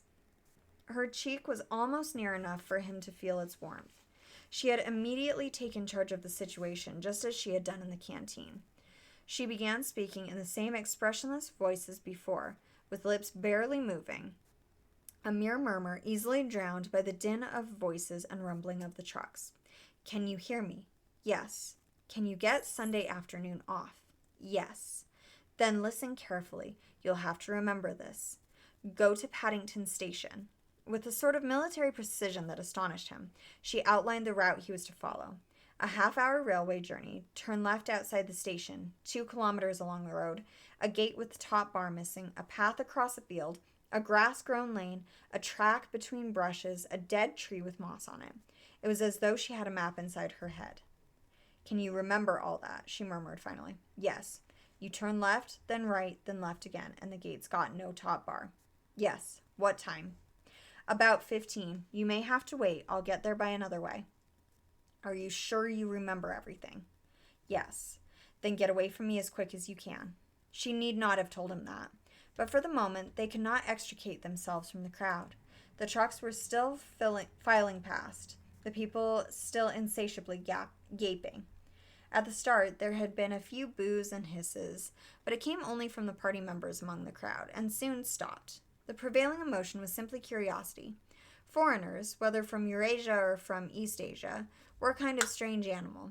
One literally never saw them except in the guise of prisoners, and even as prisoners, one never got more than a momentary glimpse of them. Nor did one know what became of them. Apart from the few who were hanged as war criminals, the others simply vanished, presumably into forced labor camps. The round Mongol faces had given way to faces of a more European type, dirty, bearded, and exhausted. From over scrubby cheekbones, eyes looked into Winston's, sometimes with a strange intensity, and flashed away again. The convoy was drawing to an end. In the last truck, he could see an aged man, his face a mass of grizzled hair, standing upright with wrists crossed in front of him, as though he were used to having them bound together. It was almost time for Winston and the girl to part. But at the last moment, while the crowd still hemmed them in, her hand felt for his and gave it a gentle, fleeting squeeze. It could not have been 10 seconds, and yet it seemed a long time that their hands were clasped together. He had time to learn every detail of her hand. He explored the long fingers, the shapely nails, the work-hardened palm with its row of calluses. Hi, Spicy!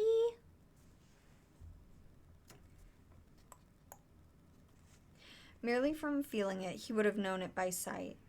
In the same instant, it occurred to him that he did not know what color the girl's eyes were. They were probably brown, but people with dark hair sometimes had blue eyes. To turn his head and look at her would have been inconceivable folly. With hands locked together, invisible among the press of bodies, they stared steadily in front of them, and instead of the eyes of the girl, the eyes of the aged prisoner gazed mournfully at Winston out of nests of hair. Y'all. Okay. I think that's where we're going to wrap for tonight. So that was part 2, chapter 1. We made a good chunk through that. I would say we're about a third of the way through. About a third. Coming in to say hi. Just got home from... Oh, good. Hobbs dip. I accept that. I accept that compromise, Spicy. I'm very excited for you guys to have him. Okay, y'all. How are we feeling? I need to be done because I can feel my voice like just not having it anymore. My voice is like, girl, you've been talking for 2 hours straight. Can we be done? And you know what? I want a snack. I want a snack and a nap.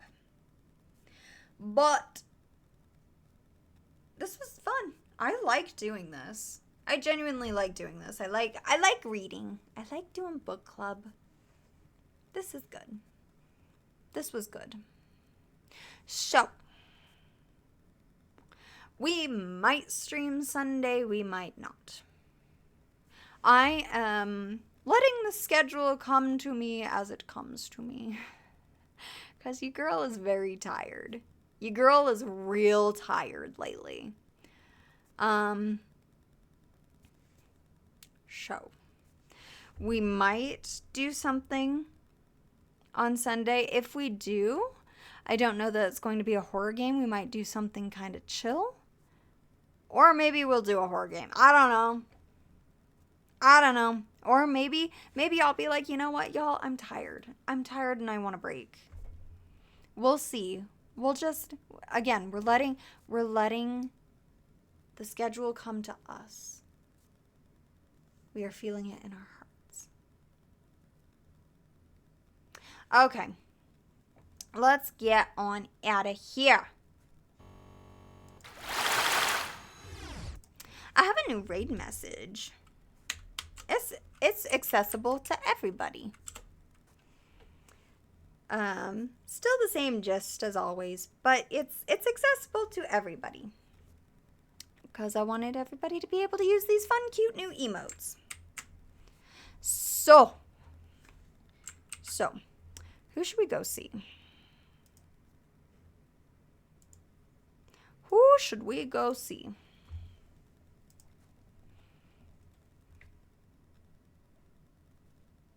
I'm gonna scroll and see who else live. We got a couple of options this evening. Got a couple of options.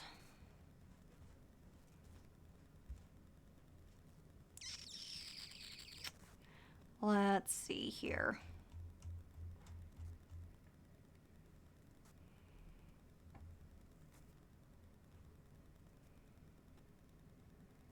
Sorry, I'm really contemplating this. I'm really diving in on this one. Let's go see. Let us go see. Let's go see Selena. Looks like Selena's, I think Selena's playing with Labre. Selena's playing some pratfall with Labre. So let's freaking do it. Let's go see Selena. Okay. Bye, Illy. Yeah. All right. Let's go see Selena and Labre. Go be your wonderful, creepy little selves in Selena's chat. Go have fun. Go be the joy. Go be the hope. Go be kind to a stranger. Go sign a damn petition. Go call your senators. Go email your representatives.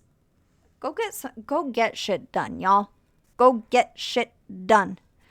Make sure you're taking care of yourselves. Get plenty of food. Get plenty of water. And take your freaking meds on time. I swear if y'all don't start taking your freaking meds on time, ooh. All right. I will see you guys whenever the heck I see you again next. And, yeah. See y'all later. Okay, bye.